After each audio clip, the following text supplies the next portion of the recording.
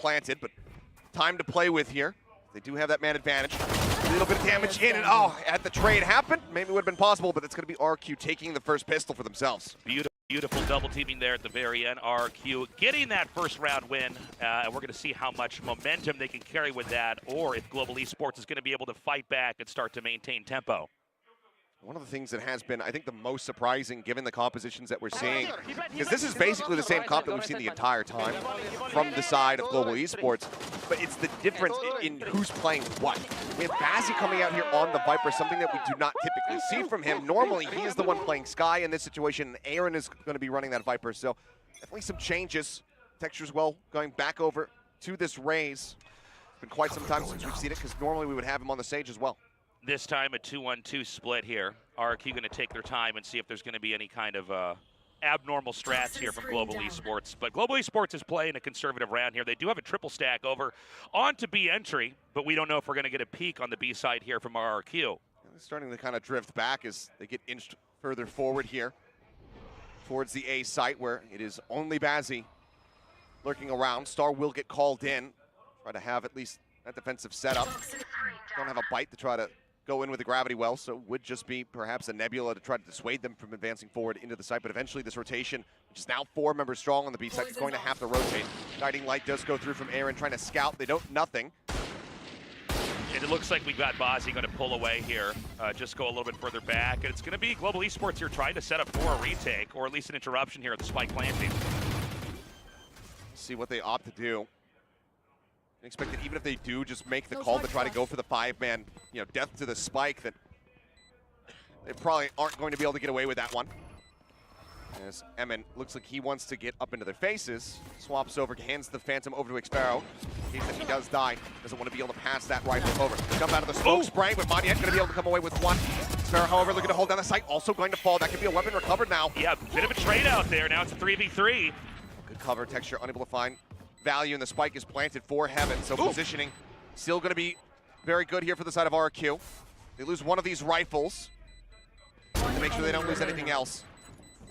vs.GE now going to be taken down. It's all on Aaron. He can just stay tucked here into the back, make sure that he cannot carry this Phantom forward into the next round, deal that economic damage, go down to the spike. Yeah, not a terrible round there for Global Esports. You try to get done what you can get done. They do get 2 kills. That's going to force 2 more weapon buys coming into this. And the real action we can probably expect it from Global Esports is going to be going into that round 3 where they can actually get some healthy buys. See if this is going to be the time when they can really turn the pace around here, pick up a win going into this bonus, or if that conversion can come through from the side of RRQ. We see Xpero potentially going with this Judge on the attack. Curious. As it's going to be double Judge, actually. I was going to say, yeah, normally you'd see Emin, having that Raze, being able to just blast back forward, be the one that has it, and he's just completely full flash. Crossing up over the top, finds one, but will get taken down before he can exit safely back into Heaven. That's going to be the man advantage now here for the side of RRQ. RRQ with a beautiful execution here over onto A. The spike is going to go down by Pillar, and things are looking pretty dire right now for Global Esports here. It's not impossible, but they're going to have to get that first pick and try to get some kind of an entry. That Judge is still here, though. Holding this corner, so very deadly. How do you really try to breach this position? And of all people, when you got EJ on that too, he's so clutch in these moments. Back away, Xpero dodging out on that Nebulous. Not going to be able to get the stun across. Shots flying from Elmore, normally very clean with the Sheriff. A little bit whippier this time around. Gets cut down, now it's all on Xpero. It's all on the Judge to confirm his position. Trying to flush him out. He eats so much damage. He's so low. Down to 7, notable as well, but still could very well come away with this one. vs.GE spotted and Xpero gets it! A triple kill to get the clutch and bring RRQ to 3. That was nuts. Perfectly done. Something like 7 HP back there, but he gets those connects, gets the kills, and we're starting to see these wins snowball. It's going to be a very, very tough round 4 coming forward here for Global Esports, but take a look back at this moment. I mean, one shot to the pinky toe of Xpero and he's dead, but he manages to clutch it. Xpero's been in those narrow clutch scenarios so many times. I mean, the one that denied them access to the playoffs was him remaining with just his opponent having 13 HP. This time he's got 7, and he's able to come up with the goods to get the round win.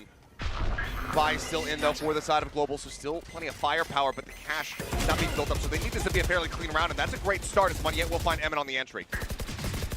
Yeah, they haven't actually managed to breach this position yet. They do have Rossi doing a wraparound, but it looks like they may end up, RRQ may end up actually seesawing back over here towards mid. They get the days confirming that xFaro's still going to be in there. Of course, you don't want to push it because you know he has that judge. You know, they could slip right into A if they wanted to, but it seems like instead they may end up pushing up. Oh, there it is. EJ gets that kill into Bazzi. Whippy playing off the rope. Bazzi unable to come away with it. Ends up getting taken down. Gives them a bit more wiggle room here, but the spike still not in a committed position. Still dropped outside of Ramen, but this wraparound from SK Rossi all the way through the attacking spawn could prove to be very dangerous here for the side of RRQ. Yeah, if Rossi could spot this, it's going to be huge. Here's the footsteps. He's got it. All right, yeah, we missed it, but Rossi got it. And then that's going to be a bit of a trade out. 3 versus 3 right now. 30 seconds left on the clock. Spike being brought forward. One in backside, one in the alley. Just around the corner here is Aaron, but will he be ready for Elmimore to be up top? Yeah, we got Monyet back here. If he can get the drop, he could really curb the progress here onto the taking of the A site, or B site.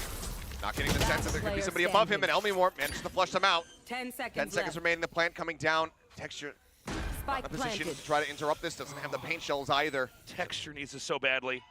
Oh! He's not going to get it. Elmimore, a triple of his own as RRQ will move up to 4, and that certainly breaks the economy here for Global just a bit more. Yeah, RRQ is running away with the first half here. Global Esports, unsurprisingly, pumping the brakes and calling for that timeout.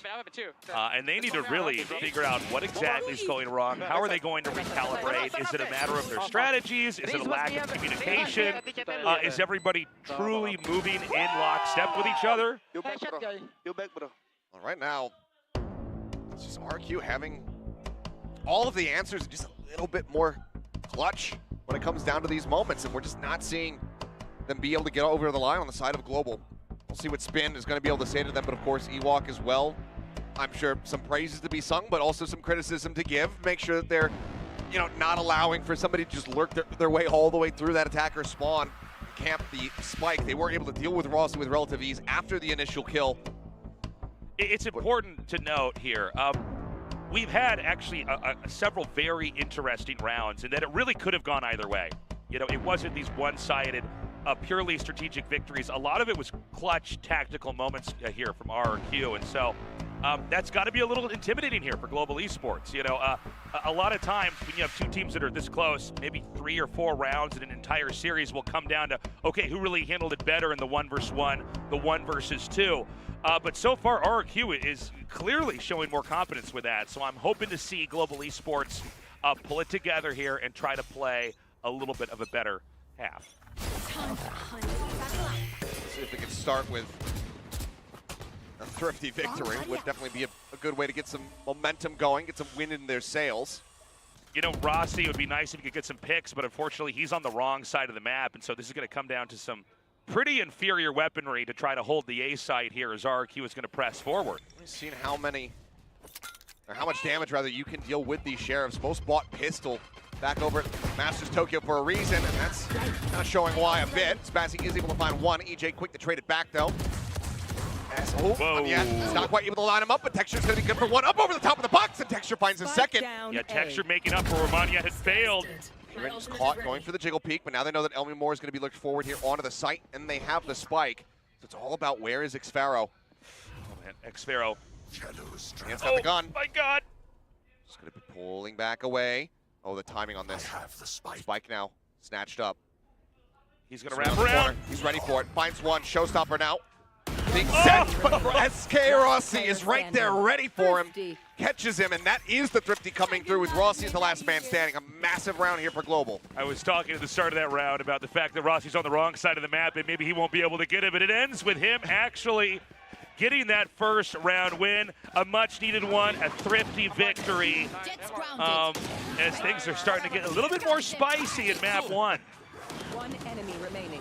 And of course, the Global Cheer Squad always here to support the team and get the crowd going. Something at last for them to actually root for here. It's going to be 3-3 regarding these ults so far. Lock up there coming through as Showstopper is pulled from M and just gets completely caught within the gravity well. Elmimore, however, will find Bazzi, shutting him down, dropping that pit. Elmimore going to be traded back. All right, we've got a potential drop down here on to B. Rossi checking garage. There's nobody there. Whips the shot. Not going to be able to find that flick, and Emmons right up on top of him with the judge in hand. Gets the spot on the shoulder there of Texture as well, so knows that he's pulled back into garage. That brings us now into parity with a 3v3. Emmons as well just saying, well, I'll take that, operator. And Global Esports definitely taking their time here. And again, we talked, on that break, it's going to come down to these clutch moments. It could go either way. Is this going to be a moment where they can pull that off? Beautiful escape there from xFaroes. He's going to disappear. Shroud stepping away. Still does get dazed up just a little bit there. Looks to play anti-flash, but as he turns back around, Texture is just staring at him. Puts that gun through, and that's going to be a leg shot on the Texture. Oh! Not finding the kill, and he's just has his attention drawn, spotting just the shoulder, pushing through that barrier. The cleanup comes in, AWP is going to be recovered. That's 3 members still standing here as Global will be able to string together a second round. Yeah, the comeback is real here. Global Esports is stabilizing. They are getting those clutch moments off here. And, a huge win there. This is that momentum. This is what they need. Building up as many as you possibly can. And not allowing for that 4-0, or that 0-4 start, I should say, to really work against you mentally, but there's still so much more work to be done here, given that they are on this defending side. Typically, even though, yes, with the changes, we have seen some teams be able to come away with some really strong attacking halves, you still kind of expect that defensive side should have a little bit of an edge. All right, EJ going to dive in. Can't find a target just yet. With all the updrafts burned, his Texture's just going to try to sneak across. Yeah, Texture is set up in a very comfortable position here. It's a very retracted defensive setup here for Global Esports. And they're going to be kind of ready for a very good surround. This is going to proc the Viper's pit. And this is a pretty big investment for the round here for RRQ. It is, but you want to stop Global from getting to within touching distance. Stop them from getting 1 round away. Blade's now going to be pulled for Rossi because going into this pit, otherwise, he's got no real way to fight having that operator in hand, so he needs to have the Blades. EJ just staying back here with the lurk. Shorty's drawn as well. Right out in front of him here. Oh! Is Bazzi. Gets spotted just a bit. It's being taken down. Aaron as well now falling. Push on the corner. Rossi going to be good for 1. Emmon getting sprayed a little bit lower. Can't quite find Texture. But EJ comes away with 2 on the back end. 3 overall with his Blades. And RQ will stop Global from getting that 3rd round win. A really good strategic call there for RQ. A good setup, good execution. Really almost a perfect round there. RQ able to steal back that momentum here. And much needed. Anytime you see that Viper's pit used, you really should be winning that round, right? Yeah, I mean, not having the showstopper obviously used previously from Texture, couldn't build up another one this quickly. It becomes that much more difficult to try to flush that Viper out of the pit, be able to drop it, and then pick people off. But we are going to have some op on op, perhaps, well, not for the moment, as EJ is going to be on the opposite side of the map, but we do see that attacking operator now come into play for RQ. All right, a little bit of probing over here into A heaven, but not a committal. The spike is still right now down in sewers. Oh, what a shot from Elmimore. Yeah, and again, we talked before, we need to see if Rossi can really turn it on, especially in these moments. He's got that operator. He has those opportunities to get those picks, and he doesn't get it, at least not here in round 8. No, he does not. A bit too whiffy there. EJ now just going to be rotating over. He'll join in here with Flipshider swap over so he can play entry. So Flip going to be picking up that op. I've got your trail. EJ now Vandal in hand. Seeker's going to be sent out here by Flipshider as they go for the Gravity Well Pain Shell combo to try and dissuade anybody pushing forward through main, but nobody is. Texture in the meantime now, op in hand, and this is going to be the mid-event pivot actually, cutting across now towards the B site. Yeah, it's going to be a big pivot here. We got to see if Munyet's going to be ready. Gets 1. Finds 1. Thought maybe he'd play that a little bit more patiently, but decides to pull the trigger before the Omen broke line of sight. Spot though, Bazzi catching 1. Can't quite get too much damage done to EJ. Tags him to 89. He's not able to curb the progress into B. Well, hold on a second. Baze finds another. B. Away. No, it's not going to be that plant. Old default. But a 2v2. Texture with an operator though. Go get him. What can he get done? Boombot sent to try to scout. Nothing going to be spotted. Knows the drop is going to be clear. EJ watching nearby. Push out. Evan finds 1. First op shot going wide. Oh, this is going to be so tough for Texture. Just no way. A really good setup. EJ ultimately clutching it, but it could have been, the other way around there. Beautifully done. The 6th win here for RRQ. The 6th win, and it's another economic break. I mean, you can get a the same thing. So. A half armor, full rifle buy here for the side of Global, but it's not going to be nearly as comfortable, and it's not going to be involving an operator like we had for the last couple rounds. Cash has been broken down a bit too much to be able to get that big, heavy sniper in. It is so hype seeing these crowds There. around the world, man, watching. It could not be sicker, man. Again, RRQ clutching this so far, looking very, very organized. Their executions are so good. This round looks like they have Global Esports maybe going to do a push as they wrap around. This may be the moment that RRQ is going to be evacuating. Well, they're trying to. Monyet on the opposite side of the map does manage to find one. Rossi gets Elmi more before getting taken down by EJ, but that's still going to be a big trade up. It's Monyet spotting him, snaps in to get Xfero's head as well. That was with a bit of a delayed reaction, too. Very unconventional round here, but Global Esports looks like they could close this out. But sometimes that's exactly what you need. Do something that the enemy is not conditioned to expect from you. Go for that triple push out of main. Come away with those picks. Operator now on the floor. Push up here into alley, swing out, Boombot does reveal, but not fast enough as EJ to try to pivot and get Monyet. Only going to be good for one, and that leaves Emin now 8 health, having to pull off his own clutch. Yeah, okay. It's hard to imagine. Good closer there by Texture. Well, Global Esports is now halfway to catch up here to RRQ. But again, I like the strats. I like the plays there from Global Esports, trying to poke out there. Onto the A side, we've seen that there's been a lot of activity in so many of these rounds here from RRQ where they try to fish for information there. Instead, we see Global Esports come out and kind of punch him in the nose, so to speak, really causing a total disruption there, making it for an easy closer there on the behalf. Still more work to do, though. See several people low on cash here for the side of RRQ. If Global could get this win in, that would allow them to stabilize a little bit more and force a bit of a half-buy scenario for the side of RRQ. As Showstopper to open, Emin goes rushing forward. Showstopper not going to connect, though. Rossi able to dash back. He gets the headshot actually on the EJ, who comes dashing into the site. Not even the initial target that he was looking for. Now Bazzi looks to try to hold things down. I believe he might have just spotted the leg of Xfero, but Xfero, no, he didn't realize where he was. Oh my God. He sends himself right into death. Maybe the shortest round we've had so far here. Beautifully done. RRQ, of course, trying to explode there onto the A site. But, I mean, with such clutch moments there from Bazzi, absolutely and entirely shut down. That was just so unfortunate for EJ. I'd love to see it back here in the replay because it looks like we will miss out on it. But he dashed in to try to just join in alongside Emin, who's being targeted by Rossi. And he just happens to dash straight into that stray bullet coming out of Rossi's Phantom. Gets domed, goes down. Get out of my way. And that leaves just an already damaged Raze on the site as Texture, speaking of Razes, finds an opening kill. EJ looking to up the tempo, grabs over the top, the off shot not going to connect, but EJ still so very low, ends up falling in the end. EJ ultimately too bruised to make anything work there on the entry, and so the spike is going to quietly dip away from Garage. They have to deal with the Seekers first and then try to figure out where is the right direction to try to get this thing planted. I mean, the Seekers tell all. They knew that there was presence still in the Garage. They now know that there's one in mid. We've got a double stack over here just by mail. Oh, the creep up. Good for one, but Monyet swinging through will be able to find that kill. A bit of a trade out here.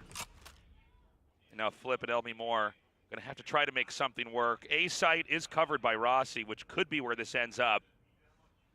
Although he's really suspicious about where they could be. Haven't had eyes on this the entire time, so he's tucked into the side, but still wary that somebody could even come from, you know, potentially around that backside elbow. For now, they're just going to be playing split apart. Elmi Moore just hunting. But that little jump, yeah, that should have made noise enough for Monyet to hear it. Yeah, and that may draw Bazzi in a little bit close here. So this is really going to come down to the aim play here from Rossi. Okay, that confirms. Rossi expecting that this is going to, in fact, be the site that gets targeted, but it's only 13 seconds remaining, and that's the spike down. The round's already over. Down A. There's no way. Left. It's all about dealing damage now here, and Elmi Moore will be able to come away with one. Oh! They cannot hold on to the weapon. Global, one round away from tying us up at 6-6 on the half tasteless. It's crazy because this started out really looking like RRQ was going to keep mounting that dominance, but here we see the further along we get, the more opportunities Global Esports is able to find. And now we may actually end this at 6-6. Perfect parity between the two, and this is with RRQ having side selection coming into this map, given that it is Global Esports' pick of split. That much more importance on it. This one here for RRQ to try to have that clear advantage, that 7-5, before they get ready to go over onto the defending side themselves. Because when you are playing this defensive side and you don't have a Sentinel to really just help slow down these double duelist compositions, it can lend to the attacking side having a very good advantage. Rossi's going to go right down the middle. This looks impossible, too many targets. Yeah, absolutely too many targets. So Bazzi just going to be pulling back, dropping the pit, trying to just fully dissuade them from going to male. But in the meantime, I mean, Texture, he's sat back in a very neutral position here with this operator. TP across, they'll get themselves situated here now on the A site that is completely open. Oh, Texture! Oh, boy. That was crazy. Can't get the shorty out fast enough. Had he got the no-scope, that would have been cool. Yeah, right idea, but not fast enough. Screen down. And so here we go, flip with the plant. And RQ, I mean, unless this is the craziest round ever, they should be able to close us out. Bazzi getting the read, now getting the spot. Sees him. You need a Knows shorter one. gun. Okay, quickly, just tucks out, gets the kill, backs away. One yet with the jiggle peek. Spotting out multiples, they look for the stun. Cuss hits Elmimore. Sparrow just tucked up against the wall. Oh, the no-scope comes in for Elmimore. That's a hell of a way to end that half, boy. man. Beautifully done, RQ. Switching Keeping sides. literally the smallest lead you can have here in a half, but I got to say, incredible round to close that out. Very nicely done. It's just, again, this time some aggression noted, expected from the side of RRQ. This time it's over in mid. They're able to get that punish on a Rossi, just giving him too many options, realistically, as far as who he wants to shoot at, and they just punish him with that double peek out into mid. That does give RRQ that 7-5 lead here at the half. Man, I mean, this has been such a good start to today's games here. It is neck and neck right now. You can see our key players here for the half. It's EJ and Rossi. I mean, EJ has been having very regular impact right now with that initial start on the attacking side. And, I mean, the numbers don't lie. Rossi's been having a bit of a rough go of it. He's gotten an operator into his hands for a couple of rounds there. Wasn't hitting his shots, and I think that's a big part of why we saw Texture having the operator there in that last round. He's saying, you know what, I'm going to go for this aggressive push. Instead, I haven't been hitting my flicks. You take the op. I'm going to go for some plays with the rifle, and even then still fall shy. So it has been rough, and this has been one of the things that we've been discussing during the downtime is, have we gotten some more consistency here for Rossi? Because he is one of those players where when he is on, he takes over a lobby, he dominates. But it's been few and far in between when he hits that stride, when he shows us those high impact plays. So not having it happen consistently is very much a negative here for the side of Global. So we'll see how he's going to rally back now that we get ready to go over to the attacking side for Global. You know, the thing with Rossi is when he's on, he looks untouchable, but he is somewhat inconsistent, right? Yeah. And there are these moments that he overheats. It did also seem like there were several moments where just by the circumstance of the strategies that were being run by RRQ, intentional or not, Rossi was not able to get those interactions that maybe could have started a lot of those drops, in a round, where he could have found a kill here or maybe gotten a double and thinned out the numbers, making it easy for Global Esports.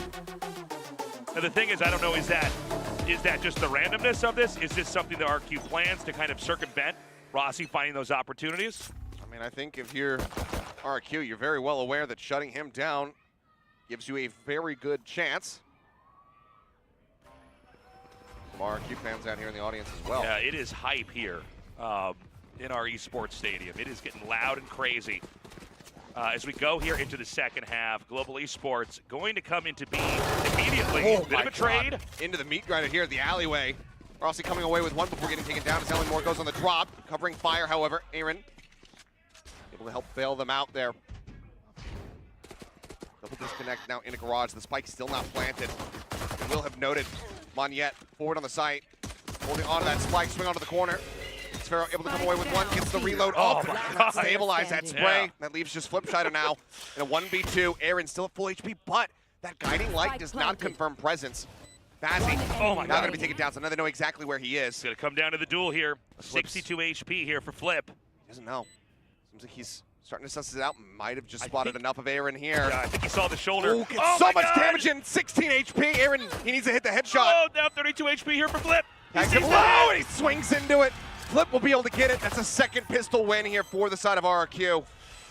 Oh, I've got chills. They're multiplying. That is Are you losing great. control? Clutch. I mean, what a clutch moment there from RRQ. Are we going to have a second half that resembles the first? Are we going to see those wins get sacked here from RRQ?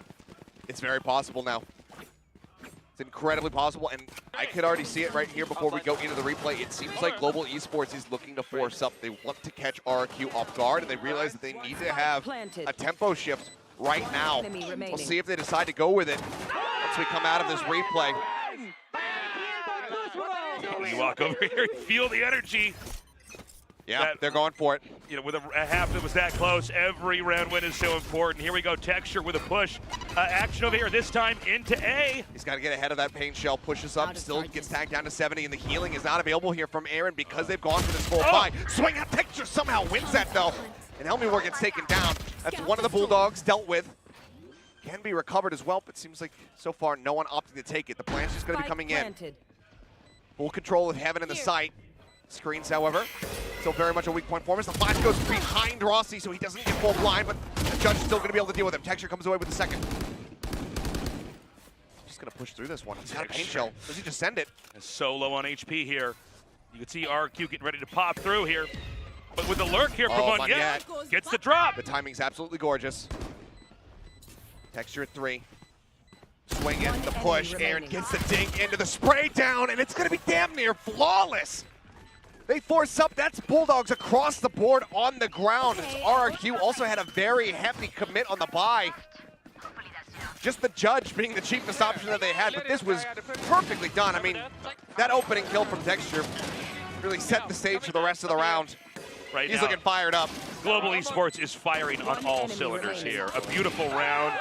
Everything went the way it needed to go in order for them to come out on top. They didn't lose. I think they lost, what, one agent back there. So, I mean, that's huge. One Spectre, that's it. Yeah, so they're going to be in healthy shape coming forward here. And immediately the roles are reversed right now. It's going to be RRQ with budget guns trying to concoct a plan. Elmore, of course, sticking to the Sheriff. That is his bread and butter when it comes down to it. But, I mean, that was an all-or-nothing play from the side of Global. So if they lose there, the money is broken. It delays them getting a rifle round in by another 2 rounds at least.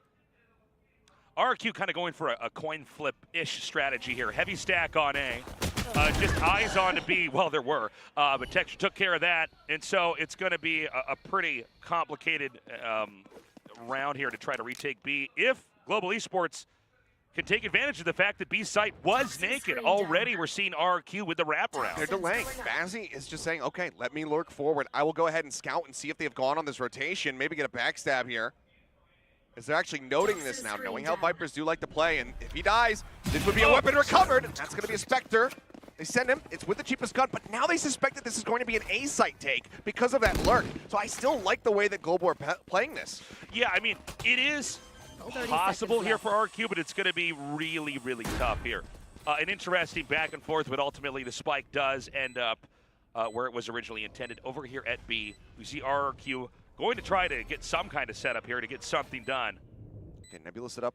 Star there in Heaven. Pain shells to try to clear garage side. That actually forces Monette forward, and as he swings out, he finds one, but it's going to take it down. 2 kills going to be spotted. Now a third, and suddenly it's all on Rossi.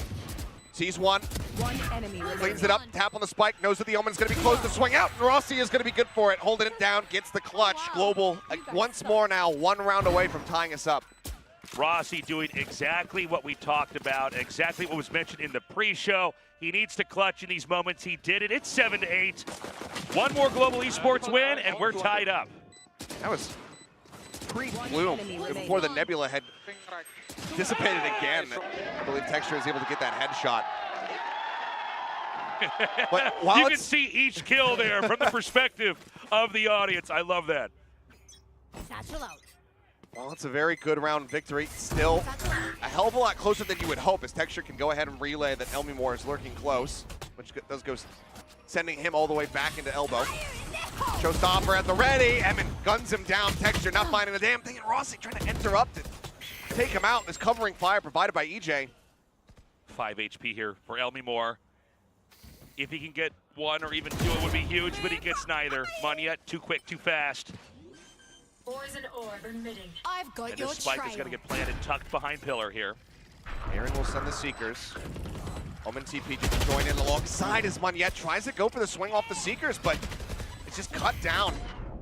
Paranoia. Yeah, Emin, blinded. he Nothing turns he can around. do. Flipsider will find the final headshot. Again, just shoving them back, not allowing them to tie this up. RRQ maintaining that 2-round lead. You know, since we had the first few rounds, it's really been a game of catch-up here for Global Esports, where they've never quite managed to really get their heads above water. RRQ, you know, they're not doing it every round, but they're managing to just stay a little bit ahead as we're getting closer and closer to the end of this race. And one of the biggest things that's helping them do just that is stopping the pistol kings in both of these pistol rounds. Global have been so consistent in their pistol rounds this entire year, but not getting either here on split is certainly harming them. Could be the absolute difference maker for them right now if they were able to win those out, or at least get one of them. Okay, this time, a push up into B. X-Pharaoh. Take on the TP. Yep. Wants to make them think, am I on that top left box? Am I going to be watching that angle as you come pushing through the garage? A very quiet round starts us off, and they're going to just burst in immediately, though. Rossi is shot down. Return to check. Yep, just gets shot from behind.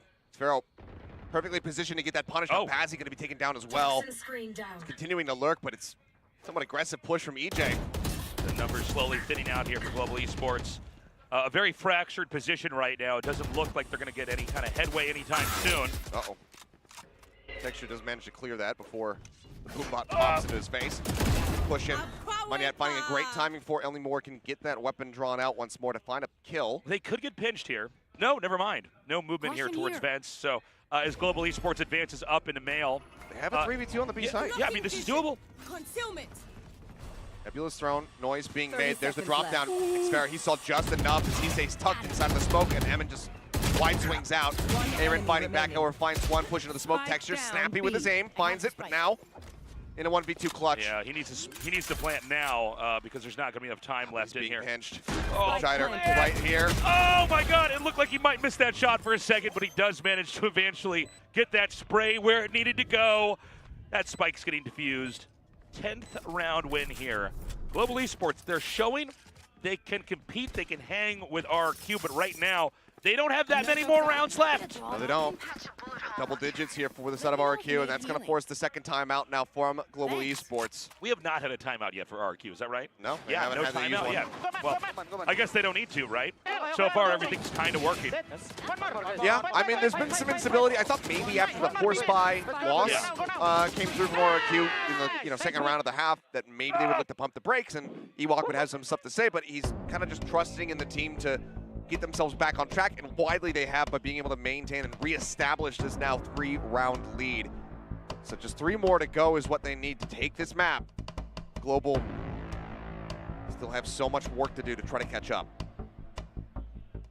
Yeah, in this moment here, I got to say, RRQ, when we go back, before when we first saw RRQ, they didn't seem to calibrate that well to the stage, to the environment, to the pressure.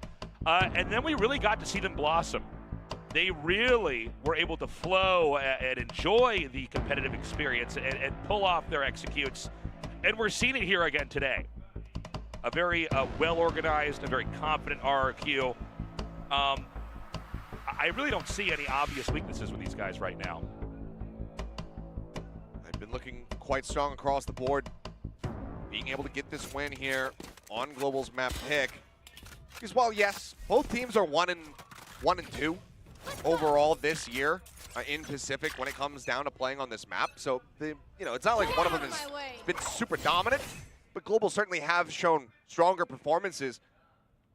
Their losses include teams like DRX, who they're able to take into overtime, PaperX, but then also besting Talon 13-6, which is one of the teams that RRQ lost to, and that was a 13-3 loss. So Global should feel right at home on this map. So the fact that RRQ are really pushing them here shows how much homework they've been doing in the downtime to really improve their play. We're looking at Rossi right now. We saw one dagger throw, did not connect. In a round like this, it's going to be essential that he can start to get these picks and accumulate those kills. Right now, though, RRQ steadily staying back here.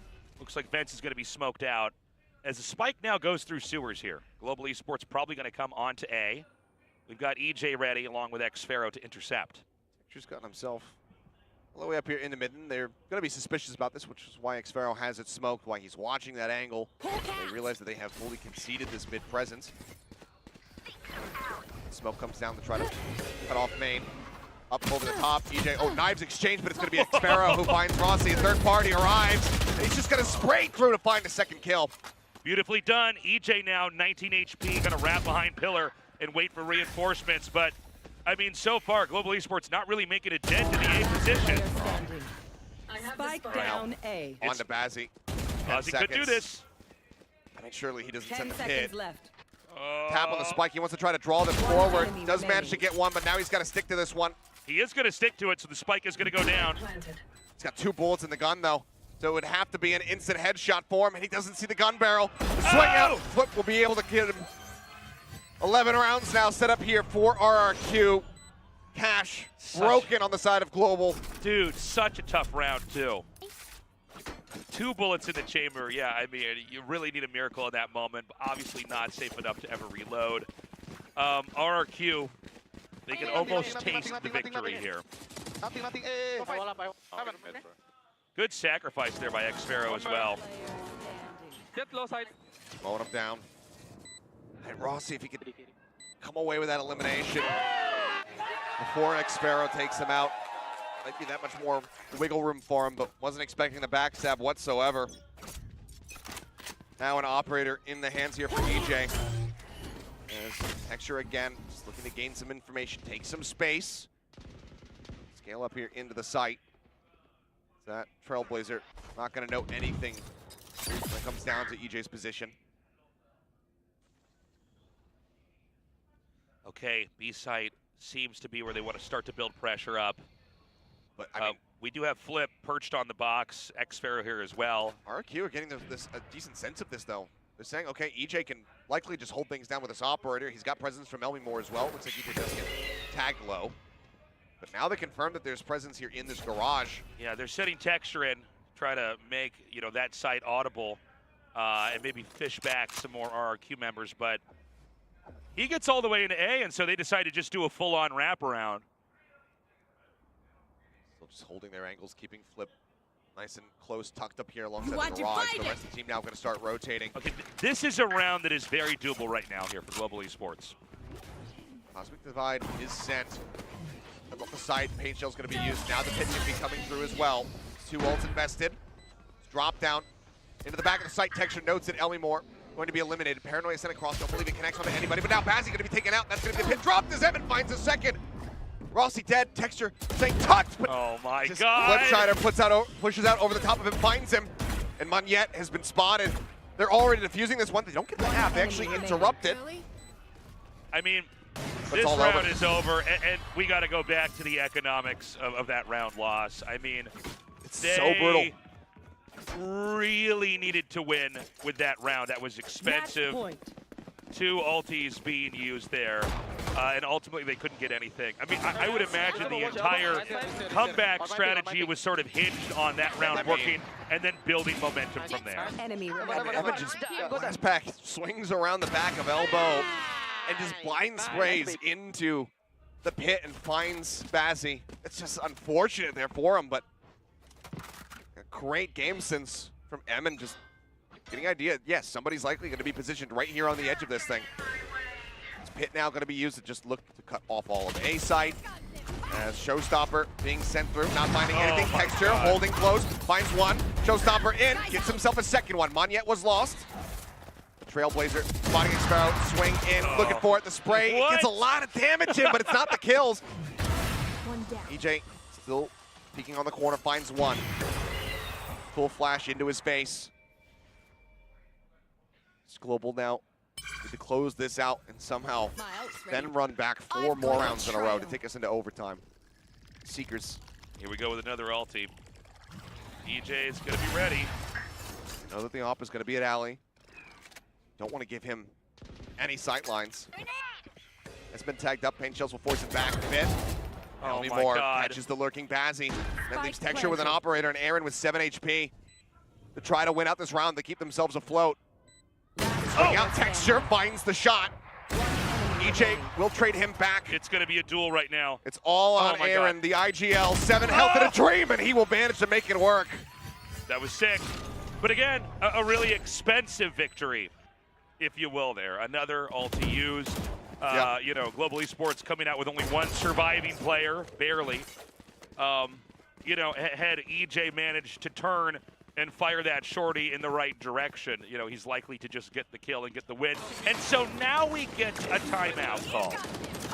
RQ is going to pump the brakes. You know what I'm saying? Because you see it so many times. You'll see it in pro play. You'll see it in your own games, playing at home. You get to 12, you start feeling comfortable. You're like, yeah, we just need one more round. We've got this. Yeah. And then suddenly you're in overtime, and suddenly it's 15-15. And you're like, how did this happen? Why weren't we able to close it? So Ewok wants to be able to stop things in their tracks right now, make a game plan to be able to just close this out as quickly and painlessly as humanly possible. I don't always pretend that I can know what they're saying in the booth there for the coaches, but it did seem like he was talking about going back and forth and back and forth. The fact that probably here from Global Esports, there was a lot of information probing on either side, and they were basically trying to look for that opening. And maybe we're going to have some kind of setup to sell some false positioning, or I don't know. I'm very curious to see what kind of strategic alterations are going to happen here from RRQ. Well, they still have that operator in hand. Ooh, I like this.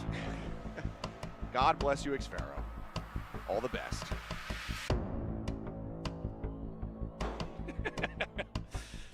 All right, well, this timeout's almost done. We're going to go back into this. It is a situation where if RRQ can win just one more round, it's going to be a map victory. For Global Esports, they need to string the perfect game of Valorant together from here on out to even get into overtime. Yeah. Which would be semi-familiar territory for them, if they can get there. Still pressure and economy is very much working against them. As if Bonyet will help out. That Guardian to use is okay. Looks like EJ going to be noted by the Trailblazer, and Aaron just swinging on the corner finds Flipshider. That's from one IGL to the other. Poison orb emitting. Over here on the A side, got to see what Elmi Moore can do first. In the back is EJ here, operator in hand. Cutting noise, playing this very quietly. Elmi Moore doesn't have to peek too far here. He might want to hold this position for as long as he can. They still have a paint shells. I'm curious if they would send it towards having to try to flush this out. Instead, they might just widely avoid a ramp, but no, actually, more able to find one. Texture trades that back, brings it once more into a 3v3, but they are running out of time. 23 seconds remaining as the jump forward. Emmett's going to be noted. Still, however, finds the kill before getting taken out. Bonyet makes it into the site, barely in time before that op shot could have come through. Spike planted. Xfero and EJ, now the two Last top player fraggers. standing. Oh, it's just EJ here with the operator. This is such a headache. Trying to get 2 kills without getting taken down, without getting sprayed through a nebula. It seems so impossible unless they were to stack up, but Global aren't looking to do that. They might have identified where he is. Yeah, behind the pillar. Out of the corner. Not the cleanest kill, but a kill nonetheless. 9-12 is where we're at here. The victories are there, but they are oh so close. We're the best. 3 rounds to go. And yet They've been people get struggling Help a girl to out, catch would up to you? RQ this entire time, and if they could do it after such a massive deficit to then go to overtime, that would be huge here for the side of Global. Aaron with a quick glimpse, getting that opening kill. Yeah, this was a pretty incredible round. Good instinct there to identify that EJ had already pulled through the back of pillar. And so, they start it. Can they finish it? We have some feuding in the crowd. The chants are going back and forth across the Yeah, I know. the different sides. It's pretty hype. Now, again, we got to point out these are expensive victories here for Global Esports. They're having to buy back heavy into each of these rounds. They get to carry the operator, which is the biggest burden that they have, that they want to be able to play with. So they at least keep that for themselves. EJ, looks like he's thinking about going for it. Dancing around a bit. Turns from the flash, but no one pushing up onto him. EJ not peeking yet. Texture going to try to lurk a little bit further in. Seekers sent flip shider. EJ sending on that cloudburst. They know that he's going to be playing on this left side. And he's going to make his exit, but they actually managed to flush him out. The spray, the vulnerable from the bite, the paint shell damage, it all culminates, I believe, to find that kill. And that's a monstrous one to get rid of. Eleanor at the same time, though, tucked into the corner. He's got that shotgun. He's ready. Tries to shift over to the Sheriff, but not able to nail it. Right now, Rossi RRQ starting to spray the seeds here. Rossi finding a second. The off shot from Texture taking down Emin. Now it's all on Xfero. And with no cash, might just have to sit back. I mean, does realize as well that doing some extra damage here to Global would be nice, but trying to play this into a 1v4 is definitely not going to happen. Here. So this is going to be that 10th round win here for Global Esports. After that, they just need 2 more. You've got to imagine here for RRQ, they're thinking they will do anything to just shut this down and move on to map 2. But it does seem like Global Esports is able to clutch after clutch after clutch. None of them going to even give Xfero the time of day, give him the opportunity to find an additional punish. They suspect that he's going to be, around that mid area, through the vent, etc. So just completely stay away from it. Spike goes off. 2 rounds separating us from overtime. Global, can they keep up this momentum? Still a decent amount of cash here. EJ as well with that Blade Storm allows him to get a purchase in for his teammate here. Texture, by the way, he is now the player here with the operator when we're in dire straits. We might have, before this had started, imagined Rossi would be in this position, but it seems like here at Global Esports making that call. Again, yeah, we kind of have seen that transition, seen that call in this set, because Rossi was running with it, but shots just weren't as crisp as they need to be. He wasn't able to get those flicks through, so seems like Rossi's made the call. You know what? I just want to stick with the knives. I want to stick with the rifles. Not bring that sniper into my hands. 3 stack here at Male. Really expecting some really heavy mid-pressure, or at least want to get a straight catch onto somebody. Aaron wisely sending that guiding light to try to scout now. We'll use the Trailblazer as well to see just how much he can spot. Texture in the meantime, jumping forward, Showstopper at the ready. Won't be able to find any eliminations with this, you would suspect. He's just thinking about where he wants to send it. Goes towards the stairwell. Damage not going to be found, but he helps buy an immense amount of space. All right, we got the lurk here in the sewer. Oh dear. And Aaron does not read this at all. There's no way in hell that he's going to be prepared for this one. He gets taken down. The shot not going to connect. EJ up over the top with the knives. Finds himself 2 kills. He's already up out of his seat. You got to defuse that spike, son. But it's going to be 13 and 10. RRQ kicking things off with a win on Split. Global Esports' map does not go their way.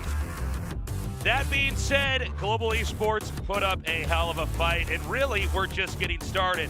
This is a best of 3, a fight to survive here at LCQ.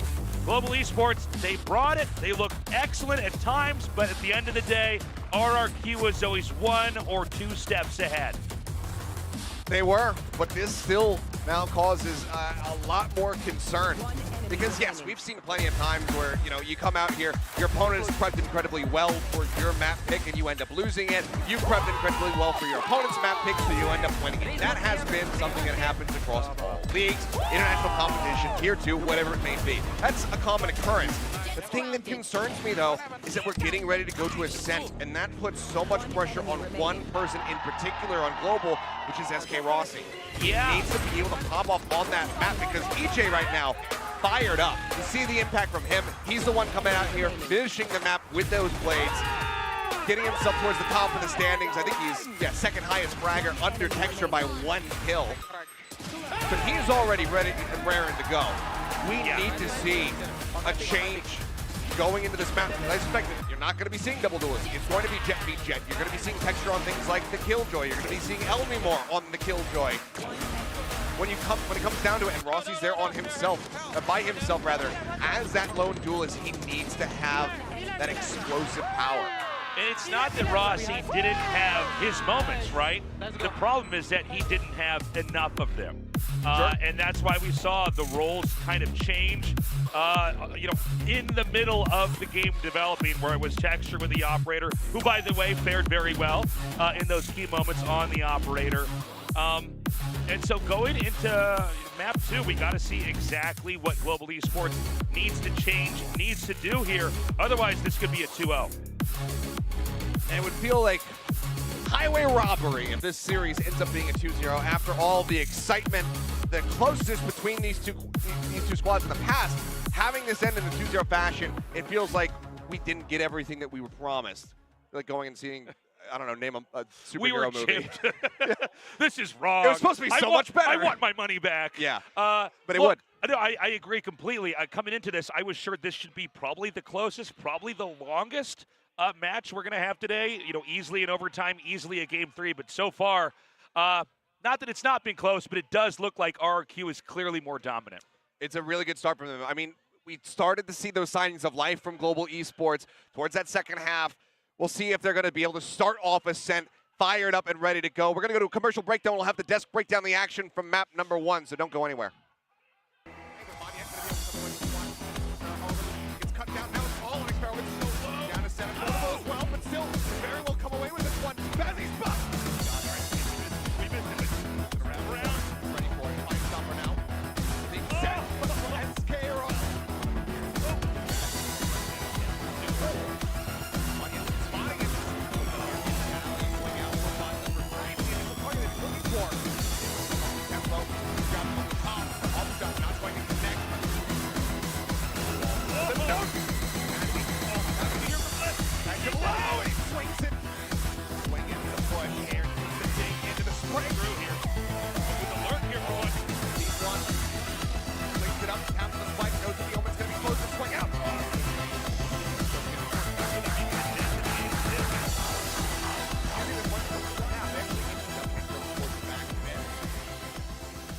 RRQ. Do a double peek. Oh, he gets the ball. Philippines #1 Sky. Emon. Gets the 4th kill. The best sheriff in the Pacific. Elmamore. EJ. Good for 2. The flashy duelist. EJ. Oh my God. It's insane. The sneaky controller. 2G. Get down. 10 seconds. Sparrow gets the 4K. The all-rounder. Xfero. Good for 2 more, and he gets 4. The Eggman himself. What? Flipsider. You saw them in VCT Pacific, but they aren't done yet. Witness RRQ at Champions in Los Angeles. Wait, what are you talking about? We haven't qualified for Champions yet. What? Oh, so what are we doing here? Wait, what? How can you don't know? We need to play one more tournament, which is LCQ. Oh, and if you win? Then after that, we go to Champions in LA. Ah, got it. Witness RRQ in the last chance qualifier as they fight for their spot at VCT Champions in LA.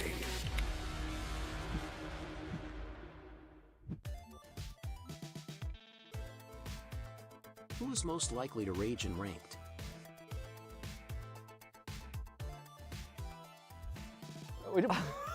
Bro. Oh, Erin. Yeah, 100%. When I'm playing with him, I throw to see his reaction. And it's funny. I got aim in Erin. What are you doing? Man, knife me. Why are you saving? Where the f are you going? Who can eat more? Well, me. I mean, you can tell by the looks, bro. He ate chicken shack and then 6 pieces of chicken and then fries with chocolate milkshake. It's too heavy. नहीं जा रहा.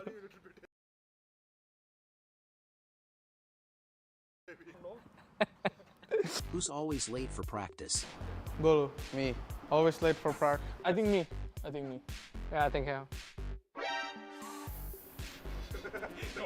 Wow. Do you agree? Yeah. Who's a better dancer? I think Mon. Go. Mon. You're not dancers, bro. Who's a better singer? I think me. Mon. Okay, Mon. Stay in the middle like you're the. Who speaks Korean the best? Me.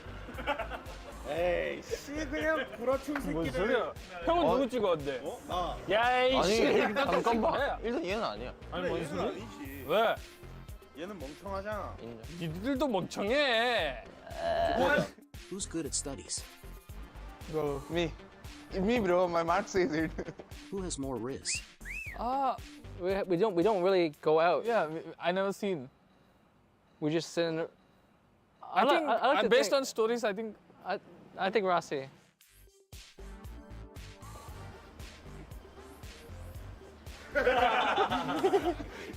Who is the loudest? Oh, Monian. Bolu. Me? I make noise?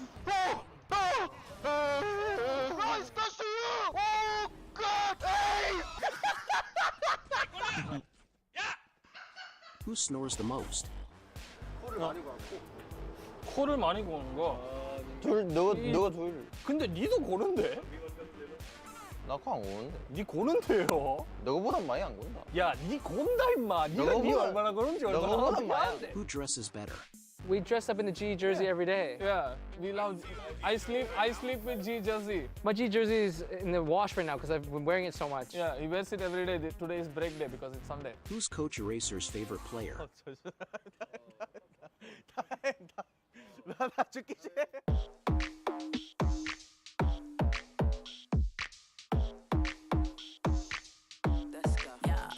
We be new up on the scene. We be young, rich, living that dream. Little bit of bougie, yeah, that's me. Little bit of old school, but unique. We take over, my girls, yeah, we run this. Chase that paper till the Billy keep it sun kissed. We too cute, yeah, we know it's a madness. We too hot, yeah, we know we the baddest. You can't stop us, stop us. Yeah, we know we the baddest. You can't stop us, stop us. Yeah, we know we the baddest. Me and my girls, yeah, we step up. Too slick, yeah, we know do it better. Yeah, me and my team, we forever. Too hot, too strong, yeah, we better. Me and my girls, yeah, we step up. Too slick, yeah, we know do it better. Yeah, me and my team, we forever. Too hot, too strong, yeah, we better. You can't stop us, stop us. We return for the VCT Last Chance Qualifier Pacific. Welcome back, everyone watching from home, all Valorant fans. We are in the middle of this single elimination best of 3 between RRQ and Global Esports. And currently, RRQ is leading 1-0 on Global Esports' pick of Split. Yeah, this is definitely kind of a shaky map here for GE, despite it being their pick. They went for that double duelist, and yeah, texture looked pretty good on the Raze, but once again, it was kind of the faltering SK Rossi on the Jet. It just wasn't quite enough, compared to what you saw on the other side of the coin for RRQ.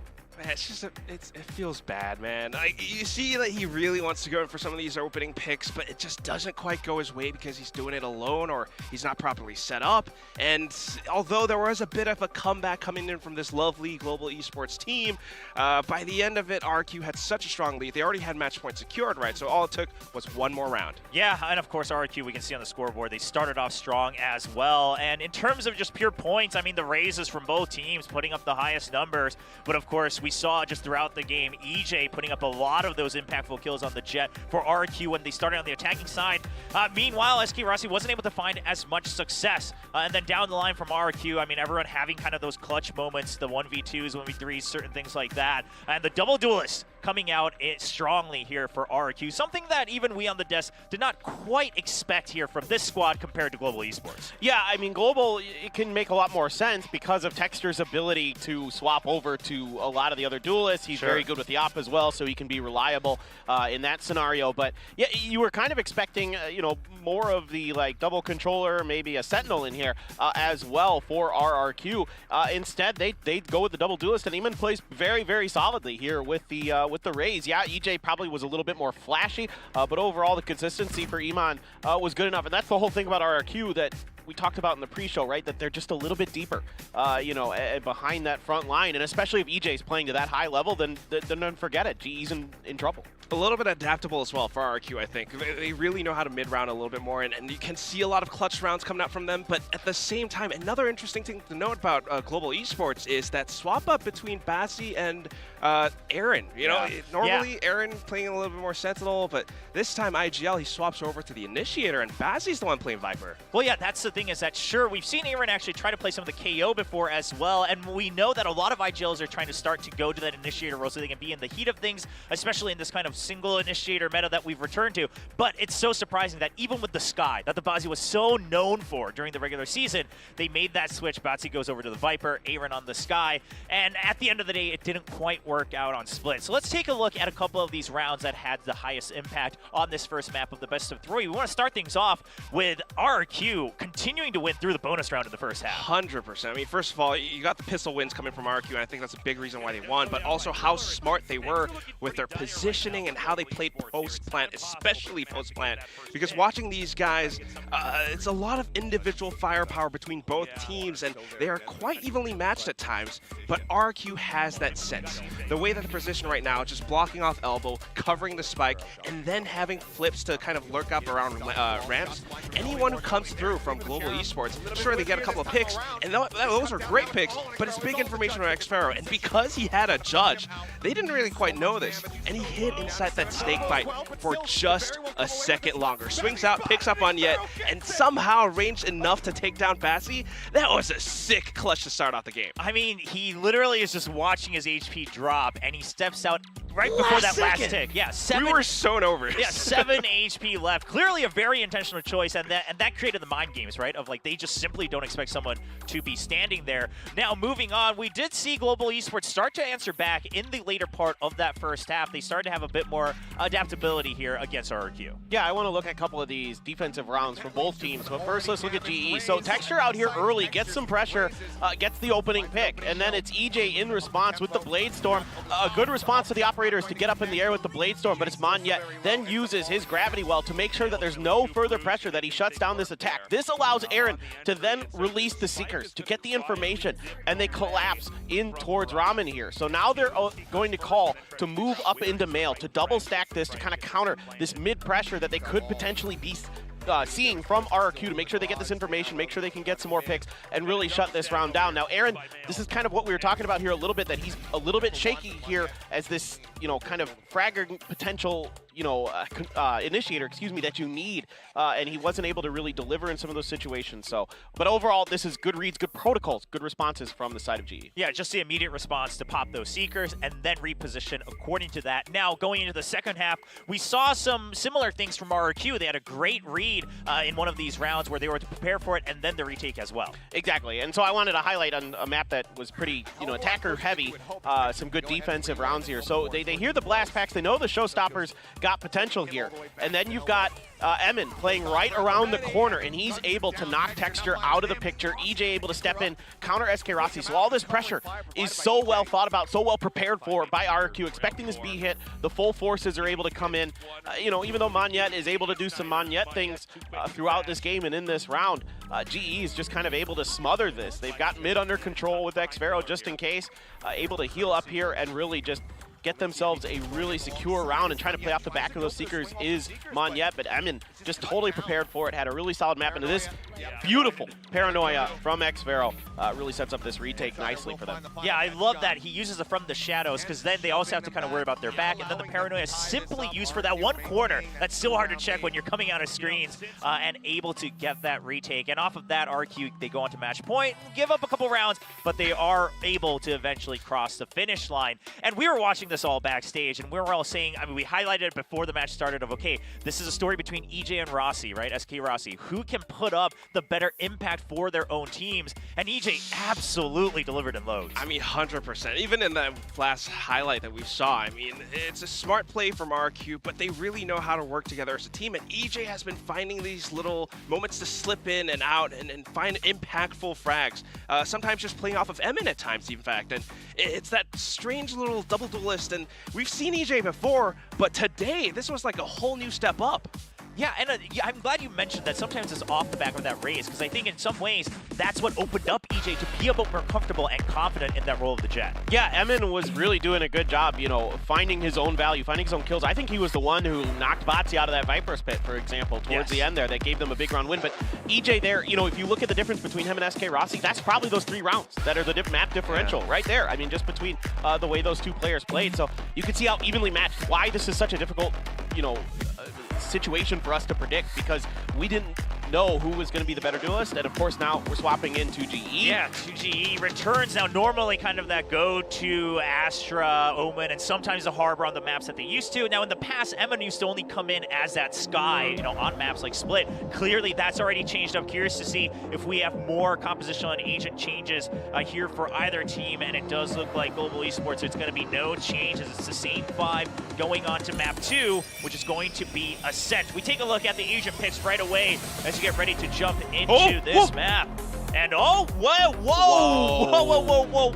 we haven't seen a Phoenix picked in Seoul, I think, since maybe like Stax picked it a while ago. But Texture, I think of Exy on the Phoenix is what I think of for Korean. Oh, you know what? Korean Exy's done it. Yeah, in terms of Korean Phoenix. Sorry, within Seoul, we actually had Jing pick it all the time in Pacific. But Texture on the Phoenix alongside a Fade as well, so a very different comp. Meanwhile, we've actually got a KO as well, or KO and Silva. Okay, so on Ascent, it's going through. Yeah, for a second I thought it was going to be someone else playing it, but Flipstrider's still playing that KO. But that's the thing, right? I mean, you're sacrificing a Sova or a KO for a Fade, and then you have the double duelist coming through, so maybe a little bit less intel gathering, a little bit less flashing going through, but it's that Phoenix to step in. Well, I mean, we have seen Phoenixes on Ascent before, and you know there is some logic behind it with the ult orbs. You try to push out, get that information early, see if it works out here for Global Esports as a face elimination in this best of 3 in the last chance qualifier Pacific, and potentially for their entire VCT 2023. We go to Ascent on map 2 with Achilles and Tasteless. With a Phoenix? With a Phoenix. We saw that too, and we were looking at, we're like, well, who plays Phoenix? What's going on right now? I thought for sure it's going to be Texture back over to the Killjoy, single duelist. I mean, RRQ are following that script. Global Esports, absolutely not. They are showing us something that is so very new, because not only is this the second time that Texture has ever played Phoenix in his career, it's the first time that Bazzi will pick up Killjoy on stage. And I believe it's also the first time that we're going to see Aaron playing Fade. So this is a lot of new stuff that we have not been seeing, that we were not expecting whatsoever. I mean, you can only assume that there is a lot of confidence that this composition has been doing well in scrims. But scrims don't always translate, they very rarely, I should say, translate to the stage. And it's not just, okay, this is an unusual agent pick, and we're seeing a massive rotation of the roles that each of these players is going to be playing on this team. This is when everything is at stake. Yeah. If this fails, it's going to look disastrous. But if it works, they're going to look like geniuses. I mean, like we were saying, this is not a series where you can hide something. This isn't a playoff run where you have that double elimination. You get through this series, then yeah, you do have that. You could hide some stuff from some other maps, perhaps for a lower bracket if you do get pushed to it. But for this series right now, you cannot keep anything hidden. You cannot hide strategies, compositions. Everything has to be laid out on the table. And Global are doing exactly that here with this comp. But like we said, this is make or break. This is genius or idiocy at the end of the day as far as how this could end up looking. Which one do we get? Do we get that 3 mapper that we so badly want between these two squads? Or does it all come to an end? I like what you were saying about the fact that they can't hide strats. I mean, this is really going to come down to engages and executes, but it's going to be on a very tried and tested map, Ascent. They're opting to go for the defensive side first here. Obviously, fairly limited flashes. You have those curveballs to play off of, but it's nothing, you know, long range. You can't really have Texture flash you into somewhere from a different part of the map. As it looks like we are going to be kicking the second map off with a lovely little tech pause. Yeah, looks like we're having some kind of technical issue. Hopefully we can get this sorted in a little bit here and get right into this game. Again, tension's high as we have RRQ with that 1-0 lead. in a map 1 where really Global Esports was nipping at the heels of RRQ. It was a victory that RRQ really had to put in some work, and now we go into map 2 here, Global Esports, with some radically different ideas on a map that we have had so many games already played on, a map that I think everybody is so familiar with. And so how exactly is this going to work? We're going to see the Phoenix out here and how exactly these tactical engages can be executed.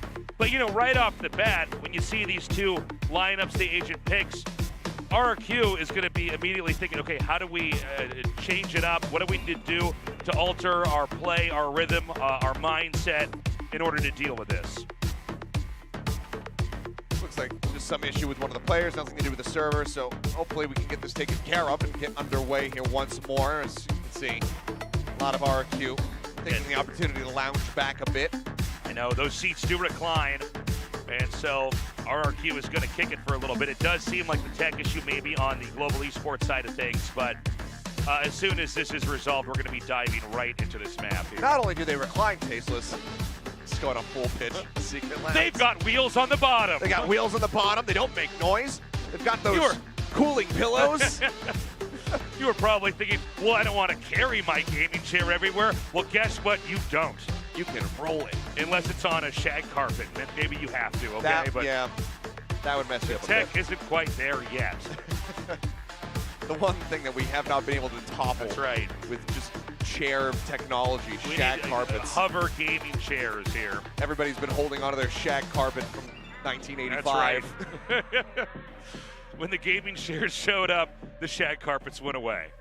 Coincidence? I think not. So, we wait and we see what the tech issue is. If they notify us, we will let you guys know what's going on. But normally here at the studio, they're pretty quick to adjust this. A nice drawing for our Korean comrade in Binbon. That's right. Is currently hanging out. Get a lot of drawings parallel to us. Here. He's built a name for himself. So as you guys can see, it's packed here in our esports stadium. If you're watching at home, you should consider, if you can ever come out to Seoul or you're living in the area, coming down and watching these matches live. It is a whole next level experience. And I mean, there are periods of the year out here. We've got Valorant on almost every afternoon and evening. Yeah. Looks like words coming in that we should be resuming here momentarily, so we should be able to get back into the game and finally see this opening round on Ascent. Where again, RRQ over on Split, able to take both of those pistol rounds for themselves. Global, right. Can they get back on the horse, get a pistol, something that they were so consistent about. One of the most consistent teams in closing out pistols during the regular season. That would give them a very nice beginning here to this map. For now, it's just going to be a push forward, a little drop of the turret from Melvin Moore.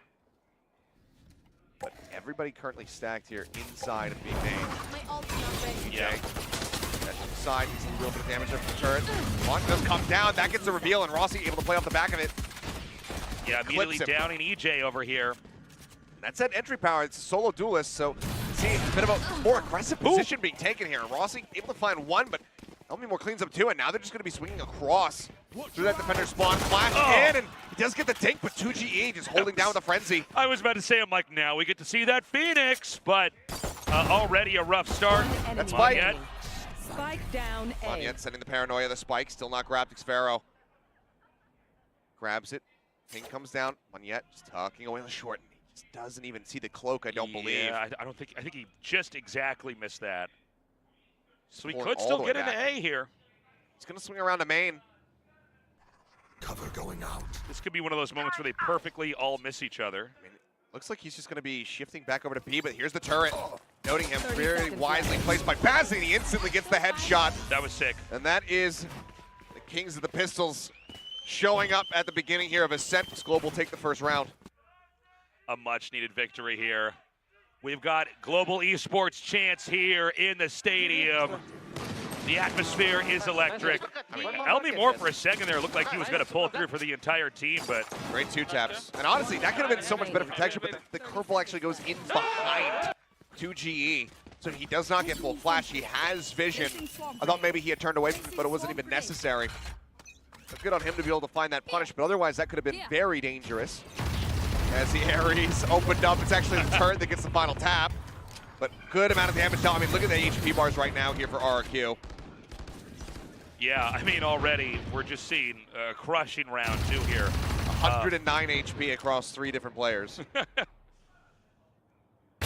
Shot in. Rossi delivering here Spike as down, well. mid. That spike is now stuck over here in the connector to mid. Drag it along the wall.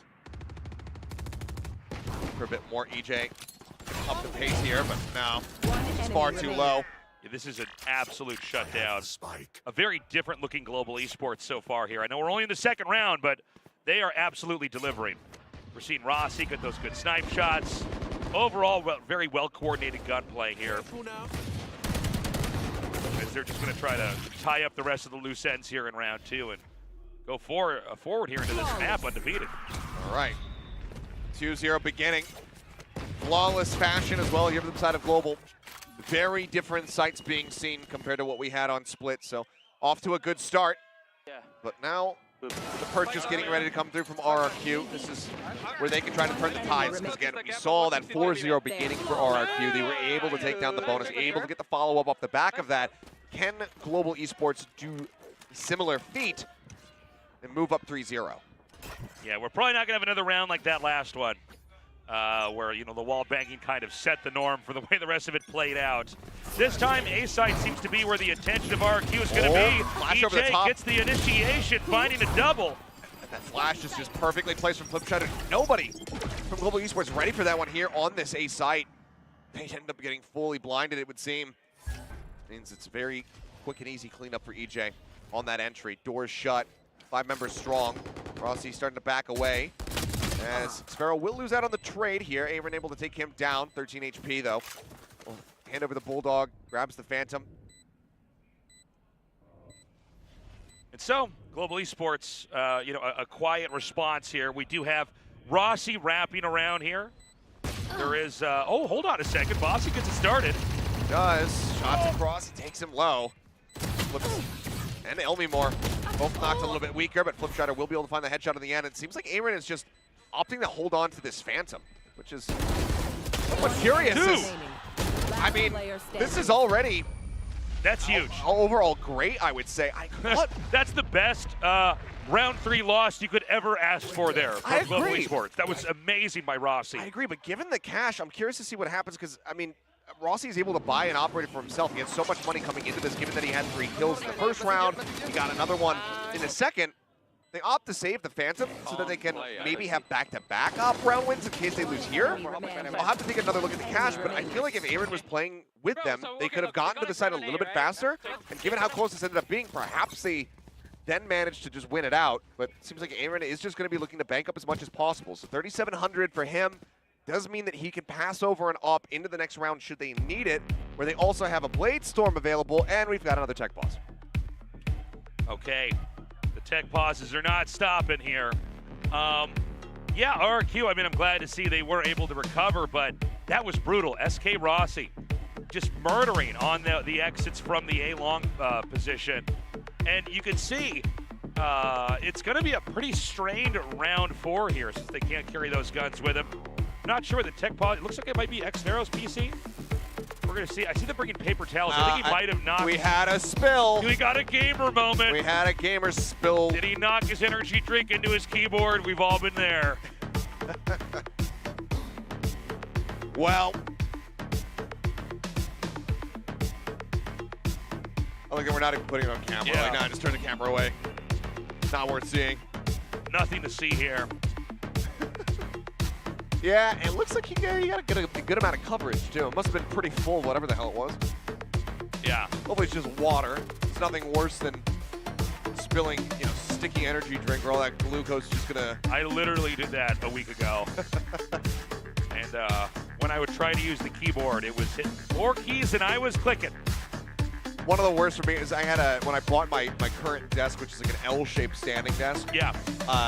It came with a mouse mat cover that covers the entire desk. Nice. So the whole surface is mouse mat, which is great until you spill stuff on it. Yeah, I was gonna say my mouse mat is also massive, but it's also like a a towel for coffee and other drinks that I'm having. Like a small one, I can hand wash that. I need to throw it into the washing machine. This massive one, a little bit more of a pain to try to, because even to get it off the desk, I have to remove everything from on top of it. The monitor arms have to come off because it's clamped over top. And it's a big old pain in the rear, so I, after moving, did away with the mouse mat. My mouse mat is still finely aged with gamer drinks. It's like a cast iron pan. Yes, it's like a. You have to season the pan. It's like one of those slow cookers, you know. There's some Red Bull on there from when Brood War released. That's right, way back in the day. That's a 25-year-old aged mouse mat you got right there. So perfect. Yeah, they don't have many of those. So, I don't know, guys. How long does it take to clean up a drink? Apparently longer than you thought. Maybe we have to get him, we have to clean it up and then get him another one. That so could be, somebody, there's a runner. Or get him another keyboard. That could also. We never actually solved which drink was spilled here. Oh, they're bringing more, what do you call that? Paper towels over there to clean that up. Yeah. It seems like it is an ongoing issue. Okay, I think it's going to be nice and dry. We're going to have any more wipes? No. So we wait. So we wait. We'll have to see. If somebody comes running back in with another keyboard, then we'll find out very swiftly that I like this sign. You're on your phone, but you are ready to put the sign on camera at any time. Yep. And then the good defensive play. Hiding the face. Perfectly poised, but yeah, obviously plenty of fans for Texture as well as Bazzi, who have quite the storied careers here.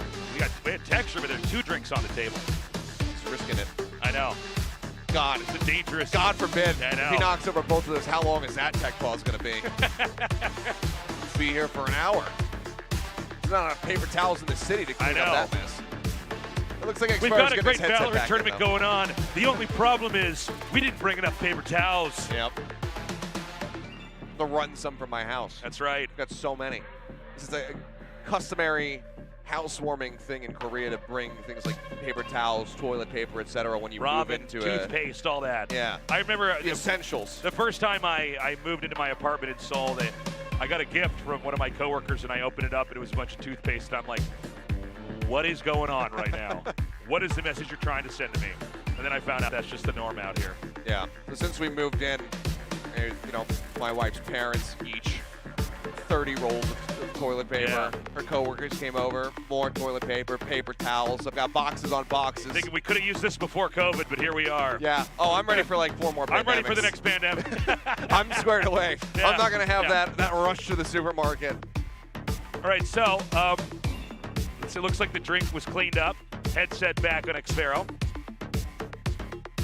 So hopefully underway, but it looks like players still lounging. See, he's got the lid on his drink. He's got the lid, and he's using a straw. Not taking any risks. That's a pro play there. Yeah, excellently done. I will always use a straw if I have a drink and I'm playing a game. I've had those moments where I'm like, well, I have time for a quick drink, but I don't have the straw, and I end up, I'm like that guy that doesn't know how to drink water, where I just slam it into my face and sucking on the side of the cup. And that's right. And then that just spills down into my gamer mat.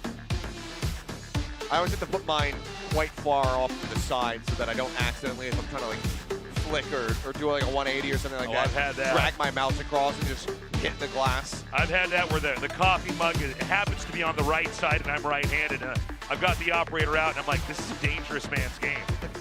If I have to flick this to the right, I may be burning my fingers. Very all or nothing.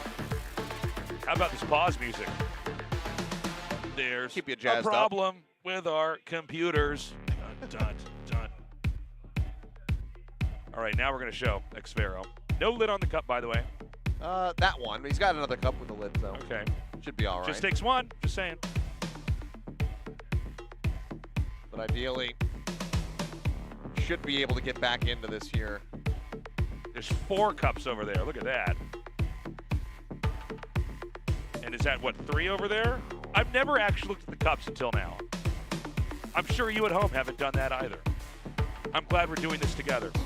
Drawing everyone's attention. You may look at pro gamers differently forever after this. Who's hydrated, who's not?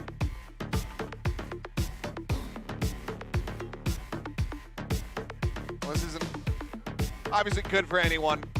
No one wants to really slow down the pace of the game. So. Well, I came for the tech pauses. You came for the Valorant. Yeah. That's why they put us together here.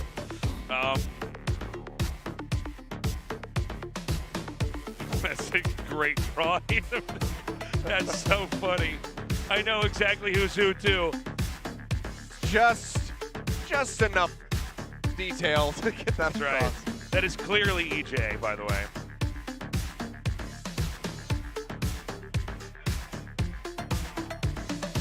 Actually, okay, it seems like there's something else going on. It's more than the drink, It's guys. more than the drink, evidently. I'm being told that we need more time, so we're actually going to go to a commercial break, and then when we come back, get the action underway. If I get any more information, obviously we will relay it as soon as we're back, or if the desk takes over, then they will let you guys know and keep you informed. But I guess we're going to a commercial, so we'll see you guys on the opposite side of it.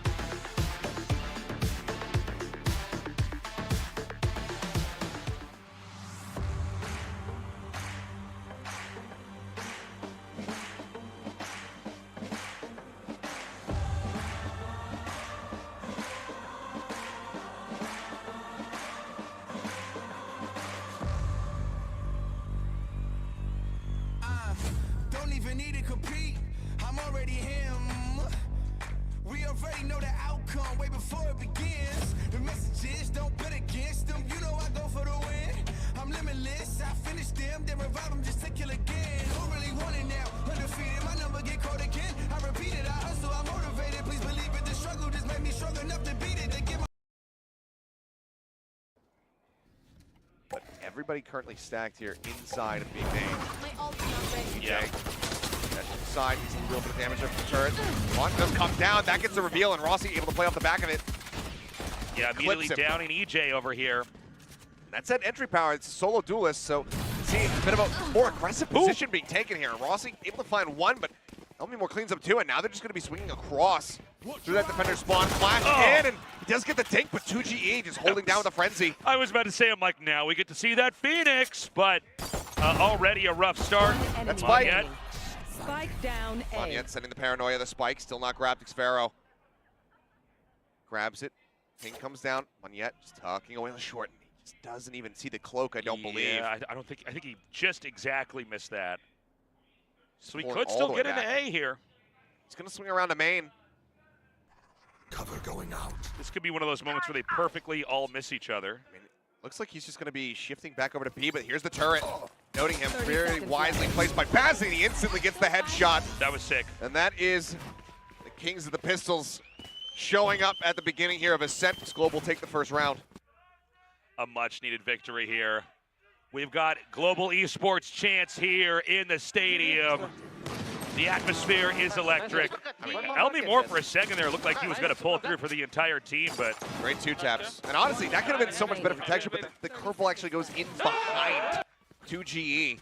So he does not get full flash. He has vision. I thought maybe he had turned away from it, but it wasn't even necessary. But good on him to be able to find that punish, but otherwise that could have been very dangerous. As the Ares opened up, it's actually the turret that gets the final tap. But good amount of damage now. I mean, look at the HP bars right now here for RRQ. yeah, I mean, already we're just seeing a crushing round two here. 109 HP across 3 different players. Shot in. Rossi delivering here Spike as down, well. mid. That spike is now stuck over here in the connector to mid.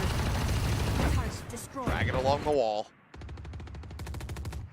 For a bit more, EJ up the pace here, but no, it's far too low. Yeah, this is an absolute shutdown. A very different looking global esports so far here. I know we're only in the second round, but they are absolutely delivering. We're seeing Rossi get those good snipe shots. Overall, very well-coordinated gunplay here. As they're just going to try to tie up the rest of the loose ends here in round two and go forward here into this map undefeated. All right, 2-0 beginning. Flawless fashion as well here from the side of Global. Very different sights being seen compared to what we had on Split, so off to a good start. But now the purchase getting ready to come through from RRQ. This is where they can try to turn the tides, because again, we saw that 4-0 beginning for RRQ. They were able to take down the bonus, able to get the follow-up off the back of that. Can Global Esports do a similar feat and move up 3-0. Yeah, we're probably not going to have another round like that last one, where, you know, the wall banking kind of set the norm for the way the rest of it played out. This time, A side seems to be where the attention of RRQ is going to be. Flash over the EJ top. gets the initiation, finding a double. And that flash is just perfectly placed from Flipshot. Nobody from Global Esports ready for that one here on this A site. They end up getting fully blinded, it would seem.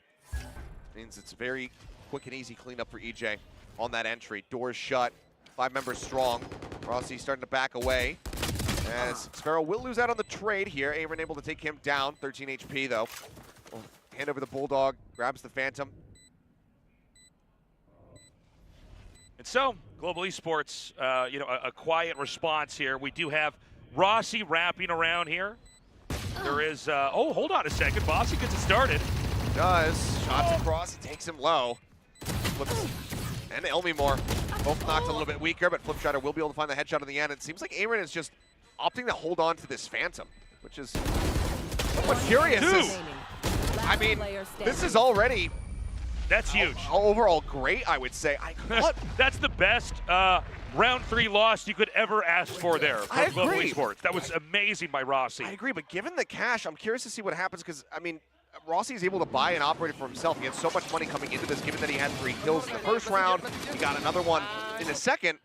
They opt to save the Phantom so that they can maybe have back-to-back op round wins in case they lose here. I'll have to take another look at the cash, but I feel like if Aaron was playing with them, they could have gotten to the side a little bit faster. And given how close this ended up being, perhaps they then managed to just win it out. But it seems like Aaron is just going to be looking to bank up as much as possible. So 3,700 for him does mean that he can pass over an op into the next round should they need it, where they also have a Blade Storm available, and we've got another tech pause. Okay. The tech pauses are not stopping here. Yeah, RRQ, I mean, I'm glad to see they were able to recover, but that was brutal. SK Rossi just murdering on the exits from the A-long position. And you can see it's going to be a pretty strained round 4 here since they can't carry those guns with them. Not sure the tech pause. It looks like it might be Xnero's PC. We're going to see. I see them bringing paper towels. I think he might have knocked. We had a spill. We got a gamer moment. We had a gamer spill. Did he knock his energy drink into it? Might be aimed round 4 here since they can't. You can see murdering on the exits from the A-long position. And you can see it's going to be a pretty strained round 4 here since they can't carry those guns with them. Not sure the tech pause. It looks like it might be Xnero's PC. We're going to see. I see them bringing paper towels. I think he might have knocked. We had a spill. We got a gamer moment. We had a gamer spill. We are going to be kicking the second map off with a lovely little tech pause. Yeah, looks like we're having some kind of technical issue. Hopefully we can get this sorted in a little bit here and get right into this game. Again, tension's high as we have RRQ with that 1-0 lead in a map 1 where really Global Esports was nipping at the heels of RRQ. It was a victory that RRQ really had to put in some work, and now we go into map 2 here, Global Esports with some radically different ideas on a map that we have had so many games already played on, a map that I think everybody is so familiar with. And so how exactly is this going to work? We're going to see the Phoenix out here and how exactly these tactical engages can be executed. But, you know, right off the bat, when you see these two lineups the agent picks, RRQ is going to be immediately thinking, okay, how do we change it up? What do we need to do to alter our play, our rhythm, our mindset in order to deal with this? Looks like just some issue with one of the players, nothing to do with the server, so hopefully we can get this taken care of and get underway here once more. As you can see, a lot of RRQ taking the opportunity to lounge back a bit. I know, those seats do recline, and so RRQ is going to kick it for a little bit. It does seem like the tech issue may be on the Global Esports side of things, but as soon as this is resolved, we're going to be diving right into this map here. Not only do they recline tasteless, it's going on full pitch secret lands. They've got wheels on the bottom. They got wheels on the bottom. They don't make noise. They've got the during the regular season. That would give them a very nice beginning here to this map. For now, it's just going to be a push forward, a little drop of the turret from Elmimore. But everybody currently stacked here inside of being named. Yeah. That's to the side, he's a little bit of damage up the turret. One does come down, that gets the reveal, and Rossi able to play off the back of it. Yeah, immediately downing EJ over here. That's that entry power. It's a solo duelist, so see a bit of a more aggressive position being taken here. Rossi able to find one, but Elmymore cleans up two, and now they're just going to be swinging across through that defender spawn. Flash in, and he does get the dink, but 2GE just holding down with a frenzy. I was about to say, I'm like, now we get to see that Phoenix, but already a rough start. That's Spike. Spike down A. Monyet sending the paranoia, the spike, still not grabbed. Xfero grabs it. Ping comes down. Monyet just tucking away on the short. He just doesn't even see the cloak, I don't believe. I think he just exactly missed that. So he Pulling could all still the way get into back. A here. He's going to swing around to main. Cover going out. This could be one of those moments where they perfectly all miss each other. I mean, looks like he's just going to be shifting back over to B, but here's the turret. Noting him very wisely placed by Bazzi. He instantly gets the headshot. That was sick. And that is the Kings of the Pistols showing up at the beginning here of Ascent. Global take the first round. A much-needed victory here. We've got Global Esports chants here in the stadium.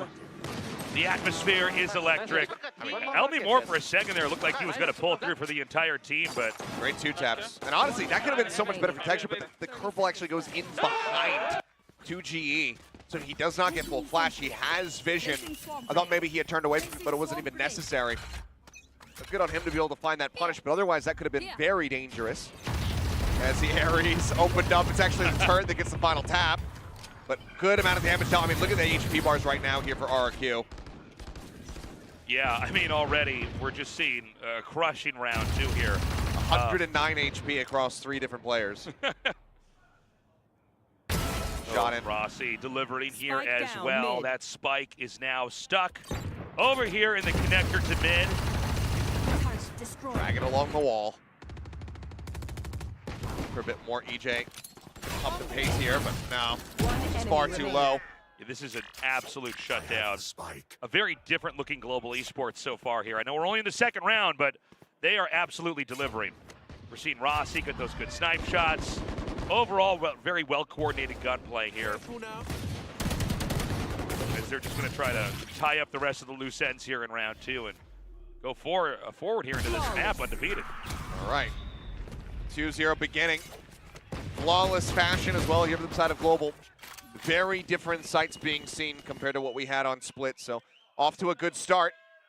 But now the purchase getting ready to come through from RRQ. This is where they can try to turn the tides, because again, we saw that 4-0 beginning for RRQ. They were able to take down the bonus, able to get the follow-up off the back of that.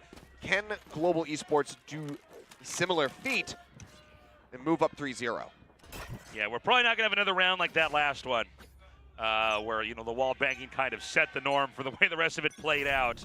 This time, A side seems to be where the attention of RRQ is going to be. Flash over the top. Gets the initiation, finding a double. And that flash is just perfectly placed from Flipshot. Nobody from Global Esports ready for that one here on this A site. They end up getting fully blinded, it would seem. Means it's very quick and easy cleanup for EJ on that entry. Doors shut, 5 members strong. Rossi starting to back away. As Xfero will lose out on the trade here. Aaron able to take him down, 13 HP though. We'll hand over the Bulldog, grabs the Phantom. And so, Global Esports, you know, a quiet response here. We do have Rossi wrapping around here. There is, oh, hold on a second. Bossy gets it started. He does. Shots across, he takes him low. Flips. And Elmymore both knocked a little bit weaker, but Flipshutter will be able to find the headshot in the end. It seems like Aaron is just opting to hold on to this Phantom, which is somewhat curious. I mean, this is already... That's huge. Overall great, I would say. That's the best round 3 loss you could ever ask for there from Global Esports. That was amazing by Rossi. I agree, but given the cash, I'm curious to see what happens, because, I mean, Rossi is able to buy an operator for himself. He had so much money coming into this, given that he had 3 kills in the first round. He got another one in the second. They opt to save the Phantom so that they can maybe have back-to-back round wins in case they lose here. I'll have to take another look at the cash, but I feel like if Aaron was playing with them, they could have gotten to the side a little bit faster. And given how close this ended up being, perhaps they then managed to just win it out. But it seems like Aaron is just going to be looking to bank up as much as possible. So 3,700 for him does mean that he can pass over and up into the next round should they need it, where they also have a Blade Storm available, and we've got another tech pause. Okay. The tech pauses are not stopping here. Yeah, RRQ, I mean, I'm glad to see they were able to recover, but that was brutal. SK Rossi just murdering on the exits from the A-long position. And you can see it's going to be a pretty strained round 4 here since they can't carry those guns with them. Not sure the tech pod, it looks like it might be Xnero's PC. We're going to see. I see them bringing paper towels. I think he might have knocked. We had a spill. We got a gamer moment. We had a gamer spill. Did he knock his energy drink into his keyboard? We've all been there. Well, I like that we're not even putting it on camera. Yeah. Like, nah, just turn the camera away. Not worth seeing. Nothing to see here. Yeah, it looks like you got a good amount of coverage, too. It must have been pretty full, whatever the hell it was. Yeah. Hopefully it's just water. It's nothing worse than spilling, sticky energy drink where all that glucose is just gonna... I literally did that a week ago. And when I would try to use the keyboard, it was hitting 4 keys and I was clicking. One of the worst for me is I had when I bought my current desk, which is like an L-shaped standing desk. Yeah. It came with a mouse mat cover that covers the entire desk. Nice. So the whole surface is mouse mat, which is great until you spill stuff on it. Yeah, I was gonna say my mouse mat is also massive, but it's also like a towel for coffee and other drinks that I'm having. Like a small one, I can hand wash that. I need to throw it into the washing machine. This massive one, a little bit more of a pain to try to, because even to get it off the desk, I have to remove everything from on top of it. The monitor arms have to come off because it's clamped over top, and it's a big old pain in the rear. So I, after moving, did away with the mouse mat. My mouse mat is still finely aged with gamer drinks. It's like a cast iron pan. Yes, it's like a. You have to season the pan. It's like one of those slow cookers, You got. There's some Red Bull on there from when Brood War released. That's right. Way back in the day. That's a 25-year-old aged mouse mat you got right there. So perfect. Yeah, they don't have many of those. So, I don't know, guys. How long does it take to clean up a drink? Apparently longer than you thought. Maybe we have to get him. We have to clean it up and then get him another one. That so could be, there's a runner. Or get him another keyboard. That could also. We never actually solved which drink was spilled here. Oh, they're bringing more, what do you call that? Paper towels over there to clean that up. Yeah. It seems like it is an ongoing issue. Okay, I think it's going to be nice and dry. We're going to have any more wipes.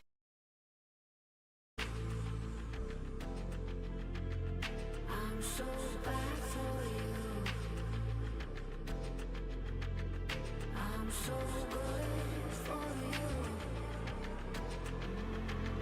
I'm so bad for you.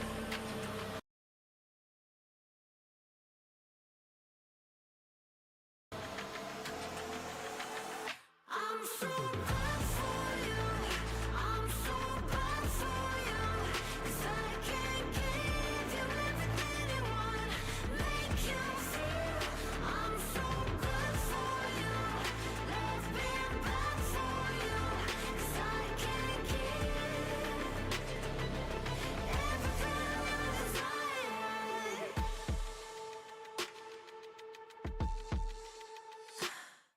So close the doors, let me in, let me taste the darkness in you.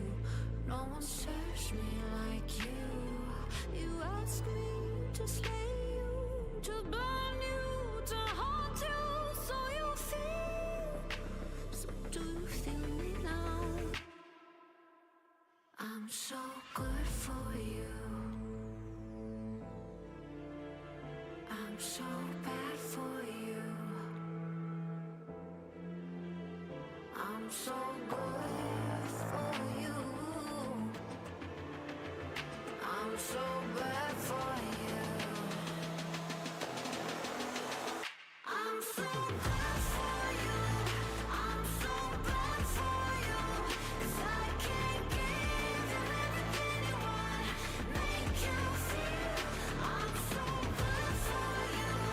Love being bad for you. 'Cause I can't give everything you desire. I'm so bad for you.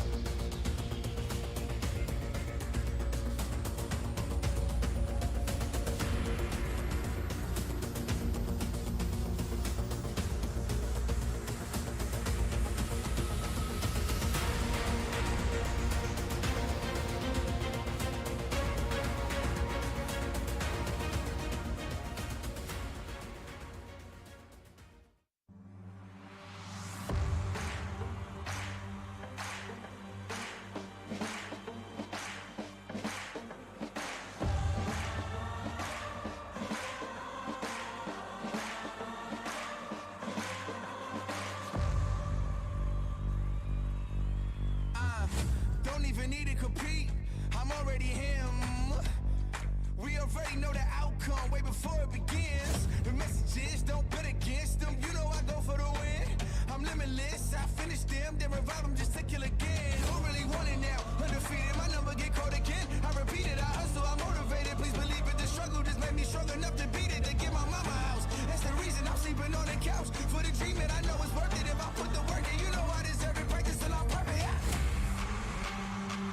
It's up for the win, win, win, win. We fight for the win, win, win, win. Woo!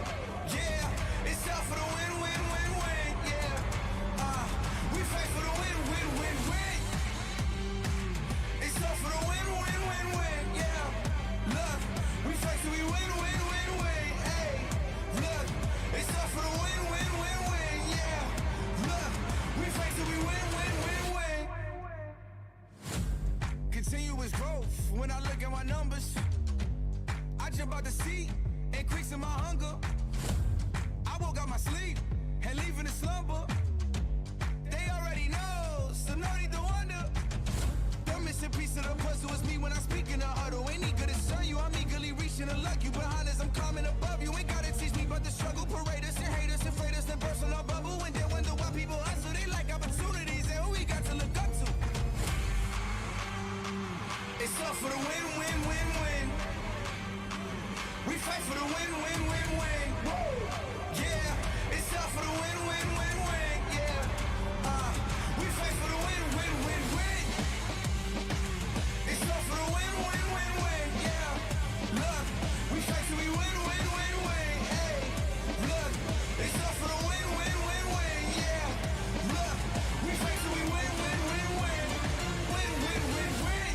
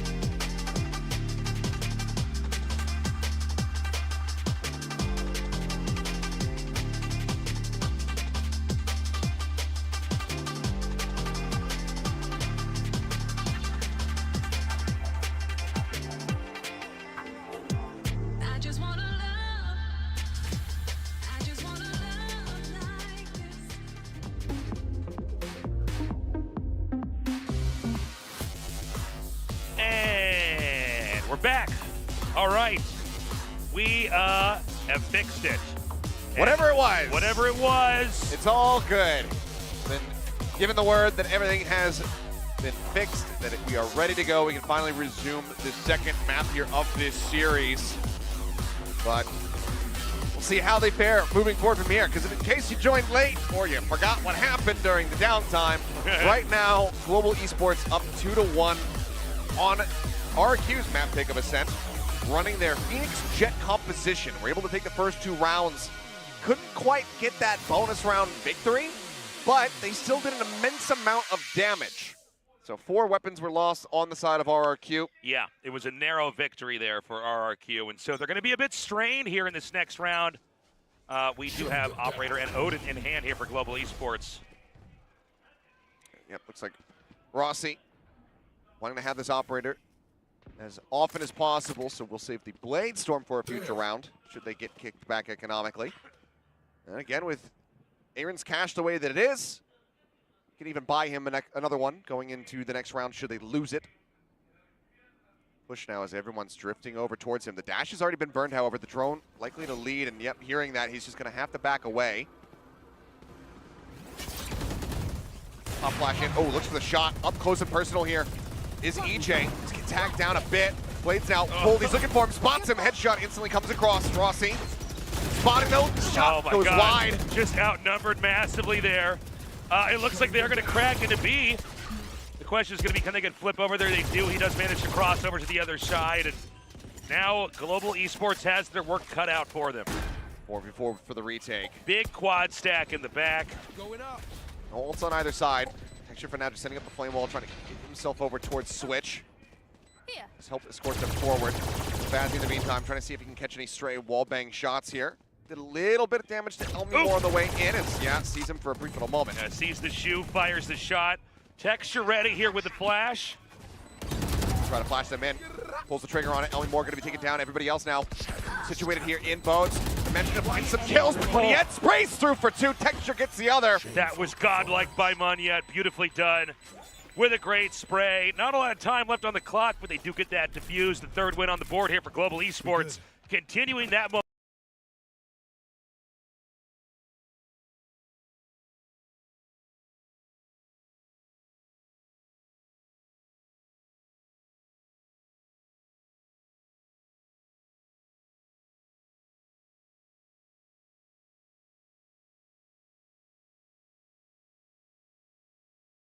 momentum over here into this round.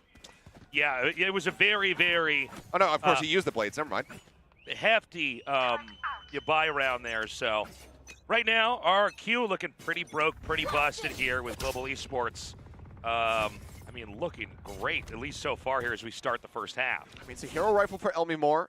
Knives for EJ. Still could do some damage, make this work. Prowler to check and see if there's anybody forward at bench. No one going to be noted. Texture in the meantime just waiting. Does have that run it back available as he just stays chilling in market for the time being. Aaron with some covering fire. Paranoia goes across. Dash forward. EJ finding the first. Aaron now revealing his position as well. Spraying down from window. Not able to find anything. Launch over the top. Doesn't get a reveal, but that's going to be another weapon recovered. So now 2 Vandals here in the hands of RRQ. We got to see how Munya can handle this. Can he drop a couple before they dive in? Off the dart. Aaron was tagged. Munya able to find 1, but EJ, a very easy cleanup through that smoke as they go dropping down into the site. Now 3 rifles strong. This will be a huge win for them, and EJ with 3 makes it that much more possible, that much more likely. Yet with another TP to the opposite side, but it's noted. EJ will find a 4K to get a thrifty win.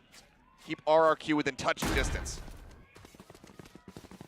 Yeah, that was a beautiful round there from RRQ. And by the way, a much needed one. Otherwise, there's a chance Global Esports runs away with the next couple of rounds here.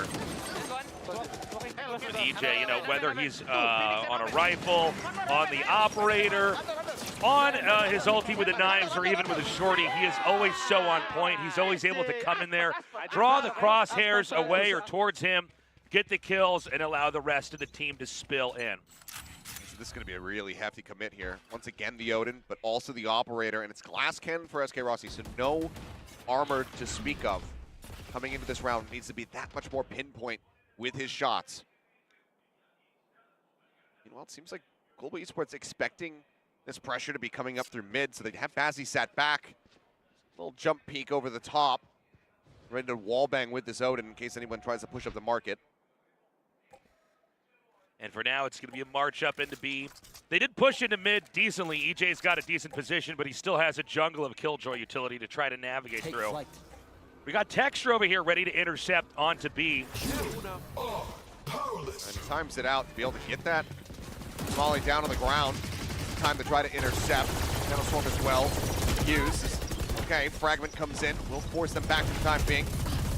More rushing forward. He's trying to get himself into the spot, but he goes right into the meat grinder. Yeah, cut in half there by the Odin.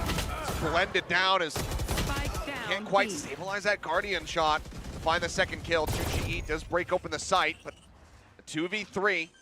This plant coming down. Fazzy has a lockdown. Should they feel the need to use it here?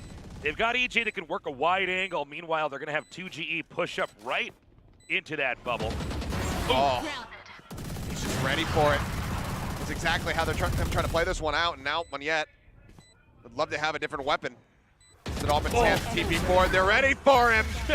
You know, in these two maps, we've had a lot of moments where Omens are teleporting across and getting killed right when they arrive. Yeah. Just, you know, from the front. Not quite getting a decent sense of where the opponents are going to be. Now it's going to be Global's turn to try to pull off their own little thrifty win here to reestablish a lead. Otherwise, RRQ be able to nab that away from themselves, away from them, and they've got quite a bit of cash banked up as well. Okay, well, we're starting to have that reversal occur here. RRQ looking extremely strong. Global Esports here with a pretty heavy stack in the mid. That should leave A pretty open if RRQ does decide to get in there and try to take that. All they'd have to do is get past Monyet Sheriff. Knife over the top, not going to note anything over towards Wine. We'll be able to clear out that drone. Paranoia across, very nicely done. Got the peek coming through in the haunt reveal. Doesn't matter too much because no one's in a position to actually punish him through a smoke. Monyet taken down, lockdown. Going to be invested here, so tell me more. And RRQ not looking to mess around, not looking to give them that chance, not even giving them a hope of being able to pull off a thrifty. Yeah, it's interesting to see them actually go for that. I don't know if that is an overkill, an overspend, or maybe a really brilliant move. And overall, it's just not taking chances. They want this lead. They want to be able to try to run away with the map from here, so I don't mind them committing this into the round.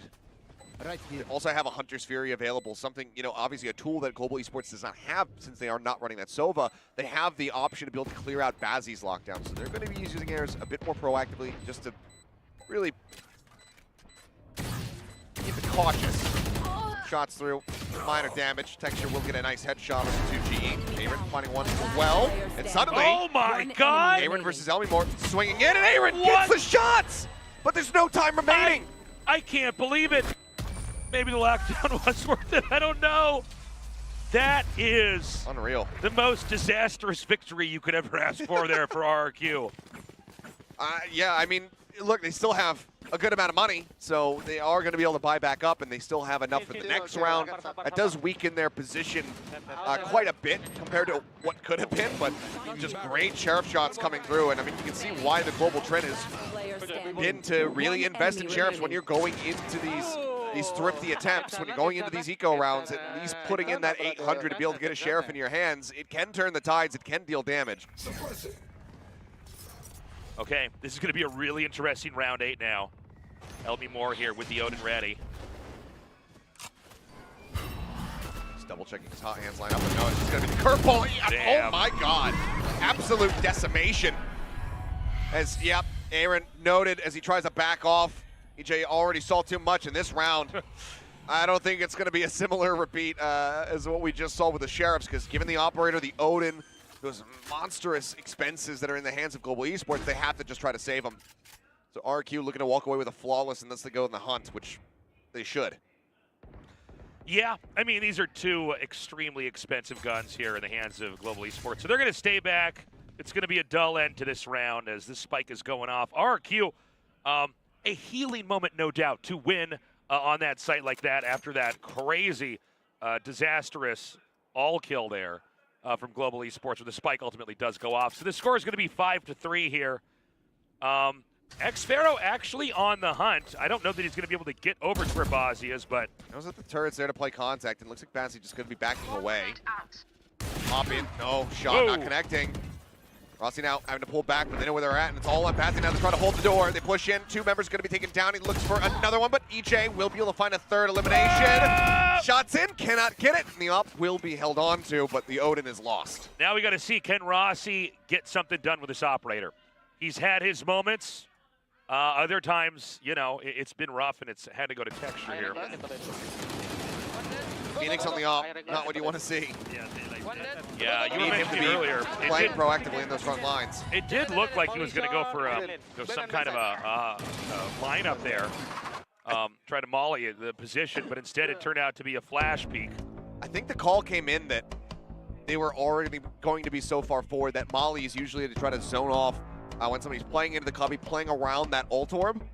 They probably identified, you know what, they could be pushed up close, so they opt to just take the more aggressive fight, send the curveball around the corner and try to swing in and win, but and they just hold down mouse 1. You're swinging into enemies that are already holding a hard angle. Did you say hold down mouse 1? Yeah. I love that. That's all they had to do. And it was just instant death from Monyet and Texture. So first timeout used. It's been 4 consecutive rounds now racked up for RRQ. Very similar in that regard to what we saw on Split. It was 4 off the rip, but that's when the first timeout came through from Coach Spin. That's when we saw, that is when we saw the timeout called for GE, and that is when they were able to get their first round win. Now it's them trying to just bring this back to within touching distance. They'll have all of the big weapons that they're looking for, but again, they need to find some form of stability. They need people to win these rounds. They need to have the majority of people surviving these rounds. As Rossi is going to be getting that full flash, and Elmimore counter spams Bazzi with his own Odin. Shuts him down. Rossi as well. Tagged so low, he's got 24 health. You can see Elmimore laughing over here. And RRQ just has the read once again. And so they're going to shuttle the spike all the way back through spawn, this time aimed up towards A. And let's see what Monyet's ready for here. He's been murdering with the Sheriff. This time he's going to have a rifle instead. He's going to smoke this out and stand inside the bubble. If he can get 1 or 2, it would be huge. I have to check wine first. Haven't paid enough attention to it.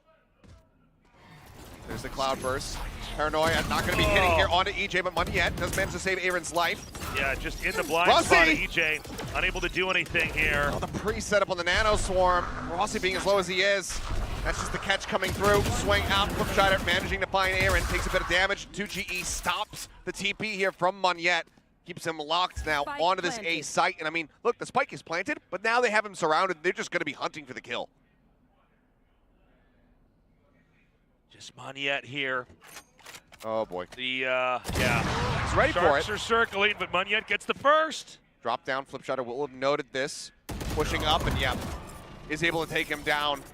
Gonna say, Monyet, obviously a former Jet main, knows how to put an operator to use, so you do have to respect it to a certain extent, but it's still just another great read from RRQ, knowing that that Odin is going to continue to come into play on that B site. They counter spray it, and Elmimore just shuts him out. Yeah, look at this. He just waits, he says, okay, that's the angle. Did you hear the laugh in the comms? I love it, the evil laugh. Yeah, it's just, it's maniacal. Don't take. Spraying people down on this map with an Odin is very much akin to Crashy's killing 5 people on a rope on Fracture. You just have to chuckle as you do it.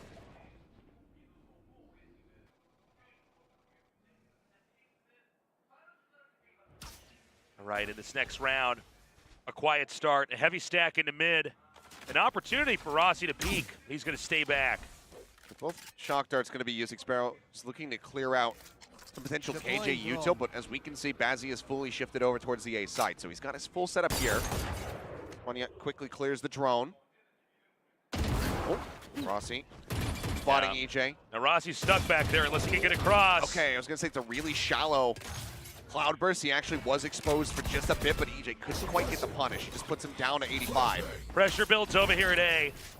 There is a gauntlet of Killjoy utility over here. Flashes now over the top. Bazzi tucked away in hell. Monyet keeping down onto the low ground into the smoke, but still receiving some damage. Some warning shots sent towards him. Ooh, swing out, finds one. Spike down. He's so clutch here. Bazzi's out in the middle of nowhere. He ends up falling. Has to know that the swing around the side on his flank is coming through.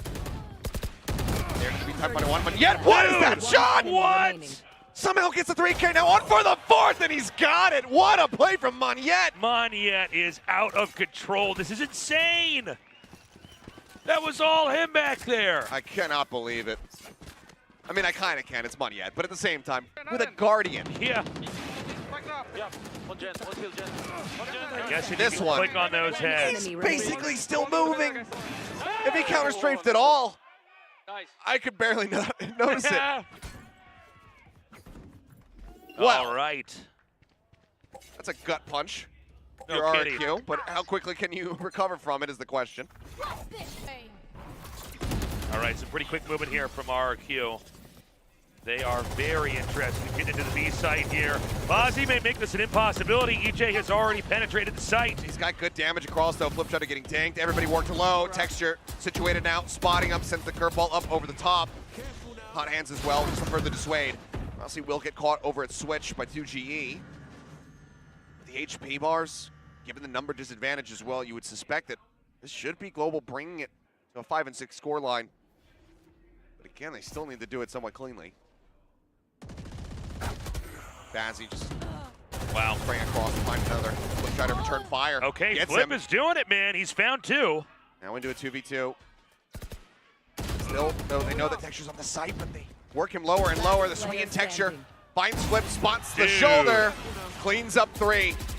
Global to bring it now 5 to Esports, 6. They are playing so well here. Last round in And I the do have half. to wonder, is RRQ maybe overextending a little bit? Are they being too aggro? Are they giving away the round when they could be probing and fishing for information instead? One more second.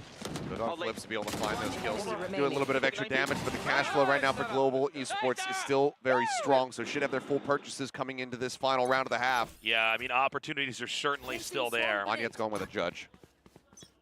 Let's not forget, in the first map here, it was either going to be 6-6 or 7-5, so a lot of mirroring of the first map.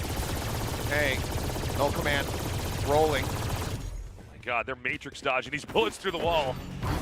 Somehow no one really taking any damage there again. Decent little chip off the fragment. Does knock Bazzi down to 82. Meanwhile, Moniette, Jiggle peeking over here. It's actually swapped over, didn't notice, but did purchase a Vandal in the end. Spots 2. And that's the spike on this side. Paranoia connects, he knows it. Xfaro trying desperately to keep himself safe. Sends out the recon. Now he doesn't know where he is. Spotted, Moniette guns him down. Spike on the ground. A minute left to go in the round, and Moniette finds a 3rd. He just keeps doing it. It's insane. All right, we've got, well, it's just EJ with a stinger. Yeah, that's it. I mean, this is basically impossible. Let's see what he can do. He goes down. Global Esports ties it up 6-6. A great run back here on the back end of the half to make this even. It's definitely not what Global were after, though. As we go into the half, completely tied up. But it's definitely a great run back after allowing for RRQ to streak together 5 consecutive rounds. To make sure that they're fairly separated.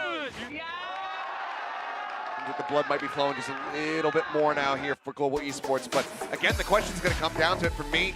Faceless going into this next pistol round. Do we see them tie up that figure, or can RRQ come away with a win? Whoever starts off with that pistol round victory has such an advantage going into the next half. I mean, that it could really just come down to that. There was a period where it looked like RRQ was going to, you know, do exactly what happened in map 1. They might have had some shaky moments, but just kind of truck ahead. 3-3-3. Make a wish. Dude, Moniette played out of this world. I mean, had Moniette not done what he did in those few rounds, we would have an extremely different score. Oh, sure. He was superhuman. It'd at least be, you know, 7-5. If it wasn't for him with the Guardian, and him getting the catch on those 2 players trying to sneak their way into A to get the plant down, Moniette continues to be a massive difference maker here for the side of Global Esports.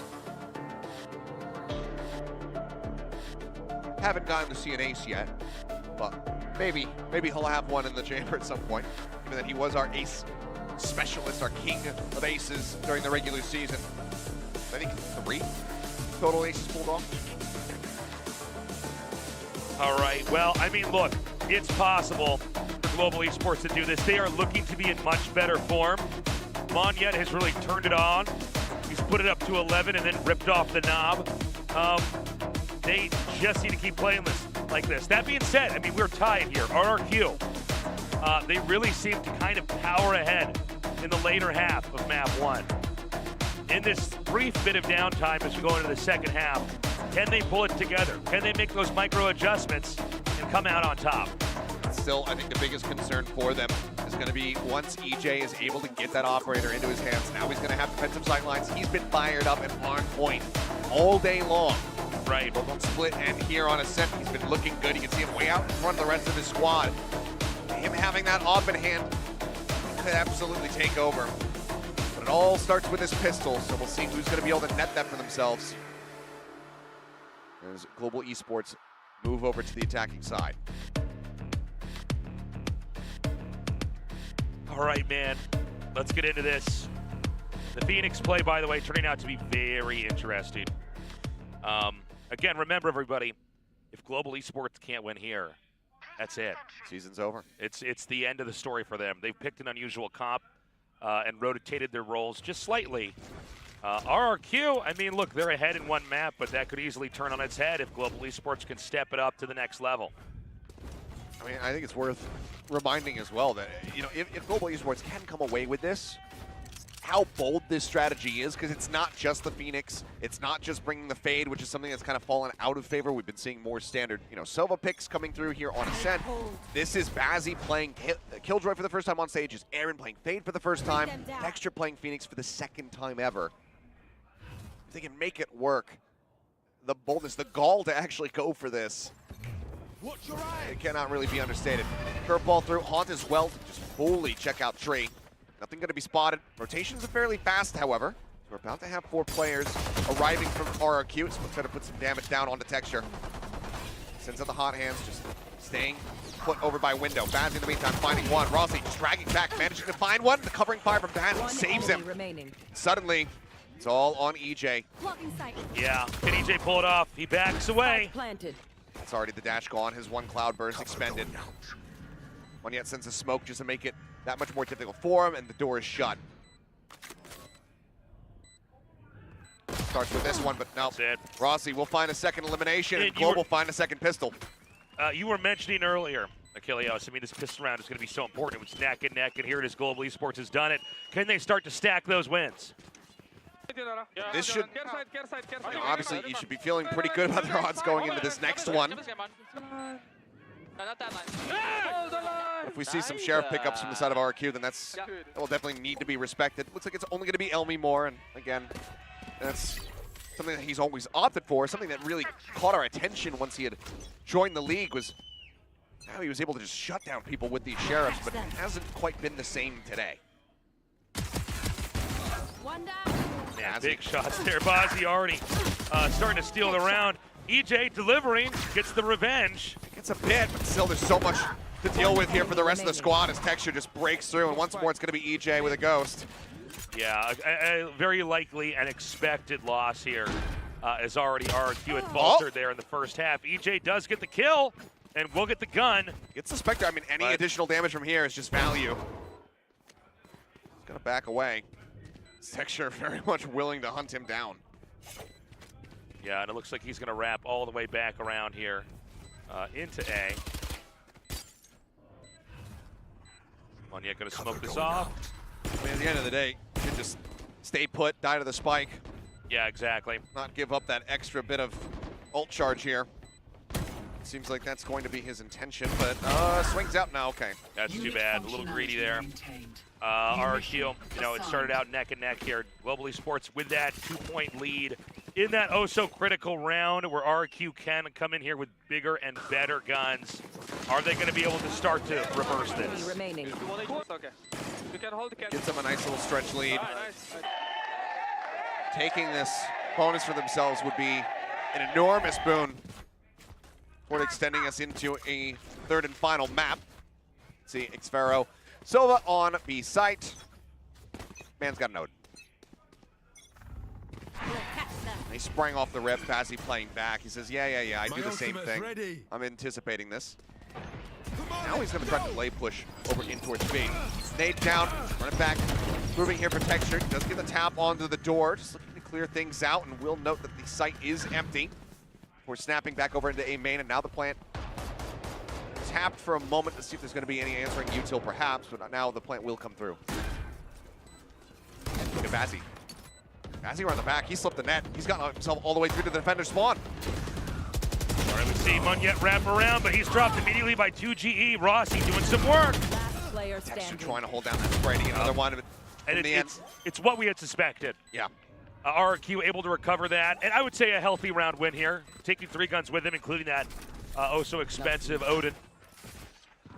Yep. And they get the note. I wonder if I think Bazzi might have been full sprinting at that point. Maybe Xfero heard the footsteps. Bazzi was expecting them to be further forward, but he was able to turn around. That catch really helped save this round. Because if Bazzi gets into that position, he's able to have that flank, get that punish. And it's hard to say how things would have transpired, but it definitely feels like it would have been going Global Esports' way. Okay. RRQ ready to try to even this out, 8-8. Global Esports here to stop it. Odin's out. We're going to have that common wall banging. Note the angling here. Xfero pulled a little bit further back. He's going to look for some kind of an opportunity to be created here in between this wall. A heavy stack here for Global Esports just around the corner. Yep, just playing contact there off the turret, sends the paranoia, but Bazzi just sprays through, does catch Xfero on the opposite side. Look for a little bit more. Yet in the meantime, about to clash with EJ and Flipshot on the opposite side of the map. Yeah, 2GE going to dip down into the lower side of B here in case they do actually try to pierce through. Playing patiently, they wait to have that next taunt available. Ellymore eating the full flash now, eats the Prowler. Guy doesn't know which way he's up, but covering fire from 2GE helps save him as Texture gets taken down. Now 2GE turns his sight to the back rip. Okay, Rossi going to be taken down, dealt with as 2GE finds 3. That was an incredible moment. 2GE, that looked like no matter what, Global Esports was going to be able to get in and break that position, but 2GE clutching it. The Odin was like, what, 26 bullets remaining? Obviously, the longest reload time imaginable, but 2GE covering it and creating those difficult positions where there was no way for them to get in there. I mean, just being able to take out Texture, he's been able to swing that corner maybe a little bit faster. They would have been able to get that punish and at least trade it back. But because he gets so delayed by the Odin spray itself, it whittles him low. He's not in that position to get the back ramp, and 2GE is just able to hold it down from there. So excellently done, RRQ. They keep it neck and neck. They keep themselves very much in the driver's seat here for this series. All right, this round, Global Esports needs to create some opportunities. They've lost that momentum they had. We have double Odins here in the hands of RRQ. No thin-walled areas are safe. No, they are not. Ellymore just creeping up. Looks like they're just going to back away, and this is going to start to be a drift towards the A site here for Global, but everybody is already very close by from RRQ. Xfero even pulling away for a brief little moment. Now Fragment down, great timing here. Flipshot looking to just slow them up. They do clear it, so he can't reveal how many people are going to be in that position. The Haunt connects, so he's got to pull back away. Starts to spray through once more. Cloudburst going to be dissipating 2GE, revealing his position, managing to find one, takes a TP out. Recon dart, pings on the 2. Now Xfero's up in heaven with the Odin in hand. 2GE gets another. Second kill. The Nightfall sent. Know that one's going to be in hell. He's going to be so very low because of the decay, the push in. Texture able to finish him there with the classic. Flipshot in heaven, making his presence known. Bazzi will be able to get the flank through. 3 players left standing. Global will be able to go ahead and take the lead once more, but it's still such slim margins for them. It is. We've got EJ here, ulti ready. That should be. We have the audience here with a Global Esports chant. Timeout and not a tech delay. Thank God. Yeah. RRQ going to be using their first one here. Second of the series overall. Tell Ewok he does not want this to slip away from them. Yeah, all Global Esports has to do is keep that momentum going. 2GE, by the way, has had his incredible moments in these last 2 rounds here. I mean, he's really been on top of it. Although this does seem to be a map that is gelling so much more with Global Esports and what they're planning, what they're trying to execute. You see Ewok here now, talking to the rest of the players. They've got to figure out a way to circumnavigate the score just slightly and then squeak out those few wins. This may be centered around EJ here.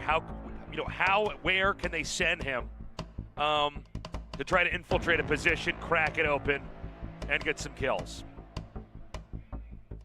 See if it works, or if Spin and Aaron are going to be able to get a decent sense about what this defensive setup crumb RRQ was going to look like. We saw that as GE, you know, they called their timeout before. And RRQ said, well, counter spray him with an Odin. They were able to shut it down. Pressure's on. EJ popping up over the top, knives in hand. Joke's over. You're dead. As they run it back, gonna be used by Texture, looking to clear things out. EJ arriving in mid, finds one, Monyet gonna be dealt with, but then Rossi quick to trade it. Sparrow. Yeah, not into B site just yet. Rossi just slipped through mid. Way through and okay. I wonder if Texture actually saw enough, or maybe the shot was coming through. Either way, Elmimore now with a second, now a third. Dude. Shuts it down. They get so close, 8 HP for him to be able to stay alive, but this B site just seems unassailable right now for Global Esports. RQ just continued to push them back at every twist and turn. I gotta say, very different victories here from RRQ. It's these clutch wins, these wins that look like, positionally, I think Global Esports is better set up to kind of win the gunplay moment, but it's RRQ with better reflexes. Clutching these key moments, covering each other very well. It's 9-9. This couldn't be closer. It's a back and forth here in the audience, by the way, with the RRQ cheers and the GE cheers. It is hype.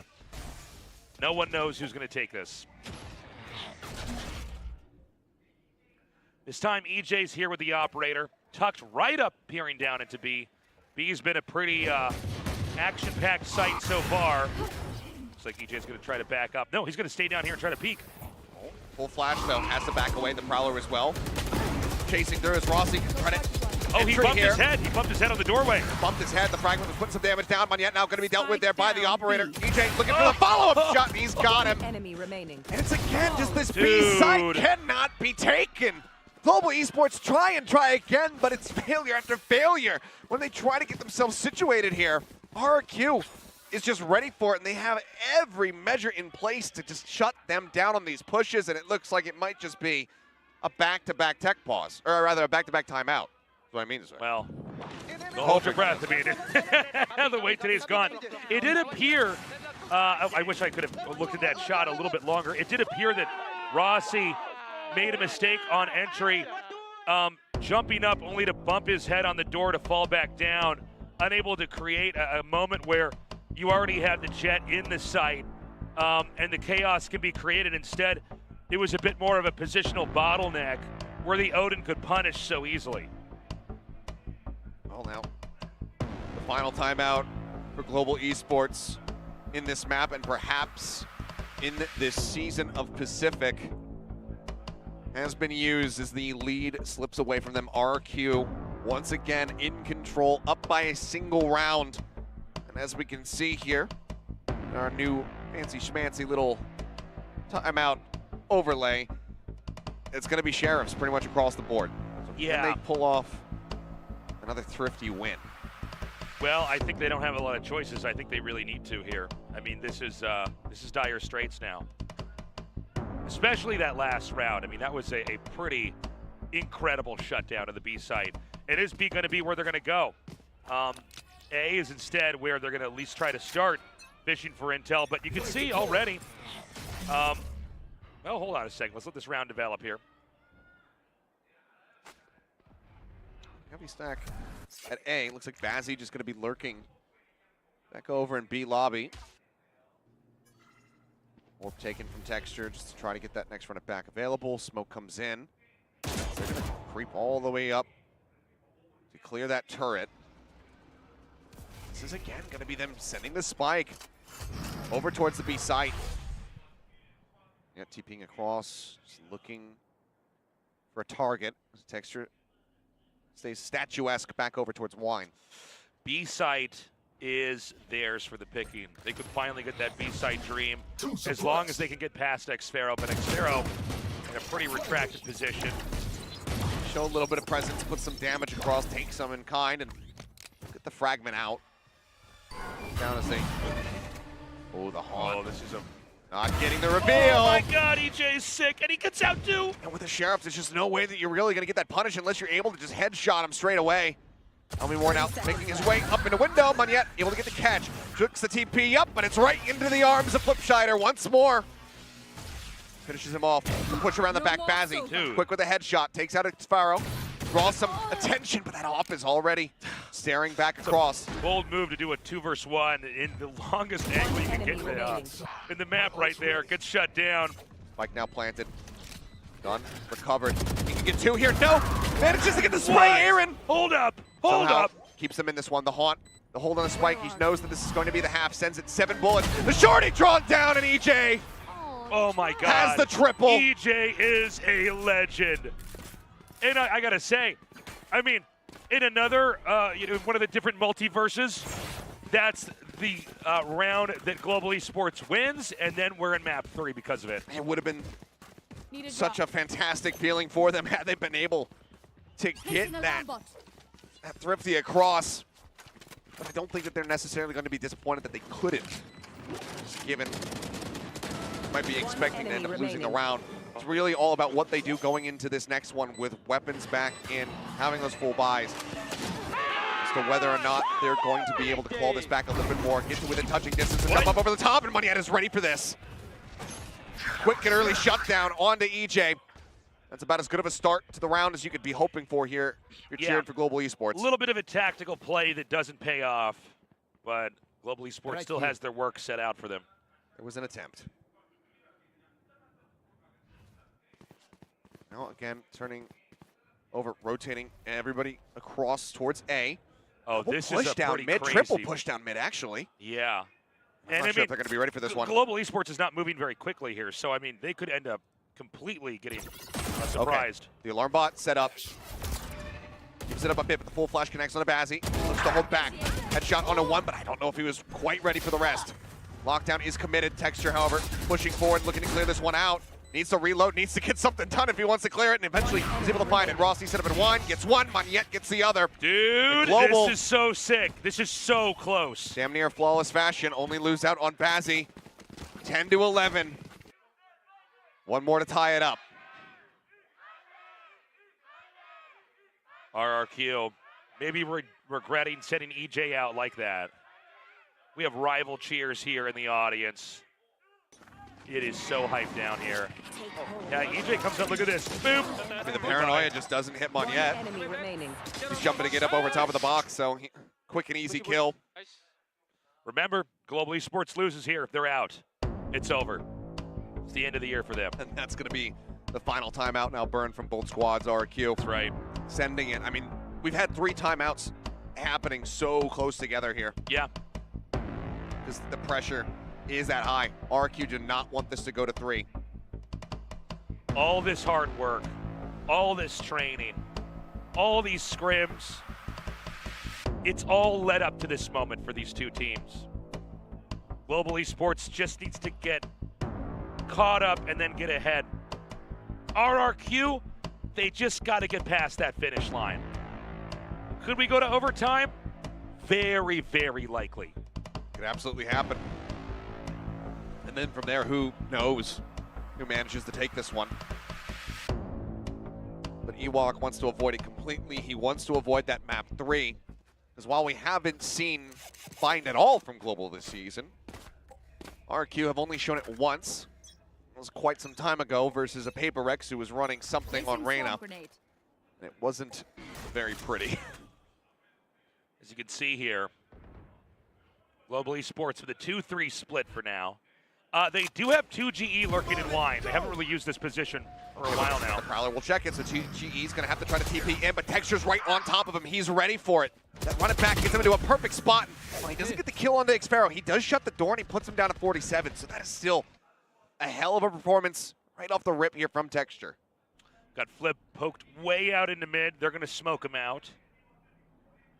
And there might be a double peek over here in the mid here from RRQ. It does seem like A is still the target for the spike.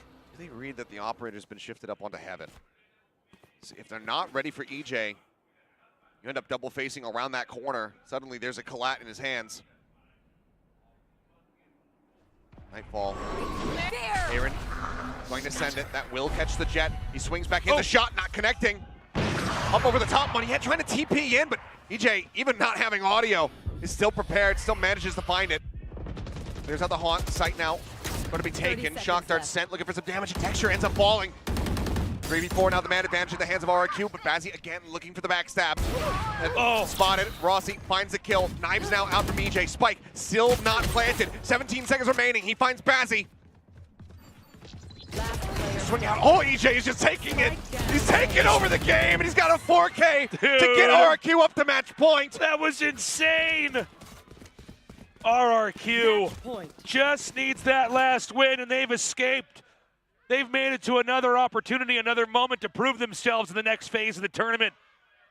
And GE will be out. Right now, it's going to be up to Global Esports to play the perfect set of rounds to recover and bring this to overtime. I just don't know how EJ gets out of there. He should have been punished. The Nightfall goes in. He's got the decay on him. The fact that he's able to exit across heaven, then turns around, gets that shot across to get the elimination on the Moniette. Oh, Global Esports allowed themselves to get into that very rocky position. Just not finishing the job that they had started. Lockdown is available. So they might want to use this one a little bit deeper as they start working their way forward. xFaro spamming across behind the wall. Switch going to be shut. Bazzi does get tagged up just a little bit. It's going to be all up to the retake right now. Drops it in. They know that there's no lockdown available, or no Hunter's Fury available here, so the lockdown can come through. So they're going to have to let the clock run for a little bit. Planted.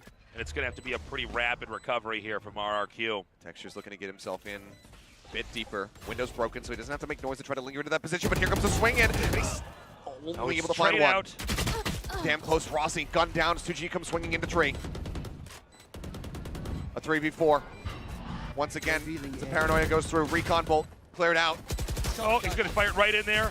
Chips him a little bit. Moniette with so low HP. EJ. Around the back. Gets a punish. They're breaking him down. It's all on Bazzi. He's got to clear out 2 more people. The tap into the spike. The shorty going to be drawn in, and EJ gets the finish. Beautifully done. This story ends with RRQ surviving and Global Esports going down. The season comes to an end for Global Esports, but for RRQ, this could just be the beginning of a run, of a journey to Los Angeles for champions. 13-10 result in both maps here. As Global Esports just cannot get us to that overtime, cannot get us to that map 3. It'll be bittersweet. You know, we didn't know what to expect from RRQ. Months and months ago when they came onto the scene, we thought perhaps they're the weakest team. We didn't know what to expect from that region. They looked a little shaky the first couple weeks of play, but as time passed, it gave them the gift of experience, of confidence, and you see it here now. They live to see another tournament day. And they do, they stay alive. And they get themselves into a position where there's a little bit less pressure from here on out because they get into the double elimination part of the bracket. Right. So now there is that small amount of breathing space. Obviously, you don't want to be falling to the lower bracket. You want to be going into that grand final just straight in through the top. Have that hot streak to guide yourself forward. But RQ, they managed to get it done here. Taking down Global Esports on split, already a big boon. Definitely struggling a bit more than we may have anticipated on this ascent, just considering all of the changes that were happening here for Global Esports, bringing out the Phoenix and whatnot. But they found stability, they found reprieve. Every time Ewok pumps the brakes, comes in, calls those timeouts. He's got such a great idea about what Global Esports wanted to do, and he was able to relay that to the players. The fist bumps will come through. Hugs will be exchanged here, especially as Moniette. Well, you know, these guys have had time to become friends out here, experience Korea together. And, you know, it's a rivalry, but it is also a new friendship that's been formed between a lot of these players. So you love to see those hugs, those fist bumps. But today is RRQ's day. They are surviving to the next step in a tournament that could not be more unforgiving. Just the first step of very many more that need to be taken in order to get themselves over to champions. But this is a team that, I mean, both of these teams narrowly missing out on playoffs. Just those slight rough beginnings to the season. RQ in particular who were still working on their comm structure, everybody having to comm in English for the first time with a somewhat multinational roster here. It took them a while to get the ball rolling, but once they did, the conversation then became, okay, this is not the team that everyone anticipated, which was a team that would not be able to perform, that looked like one of the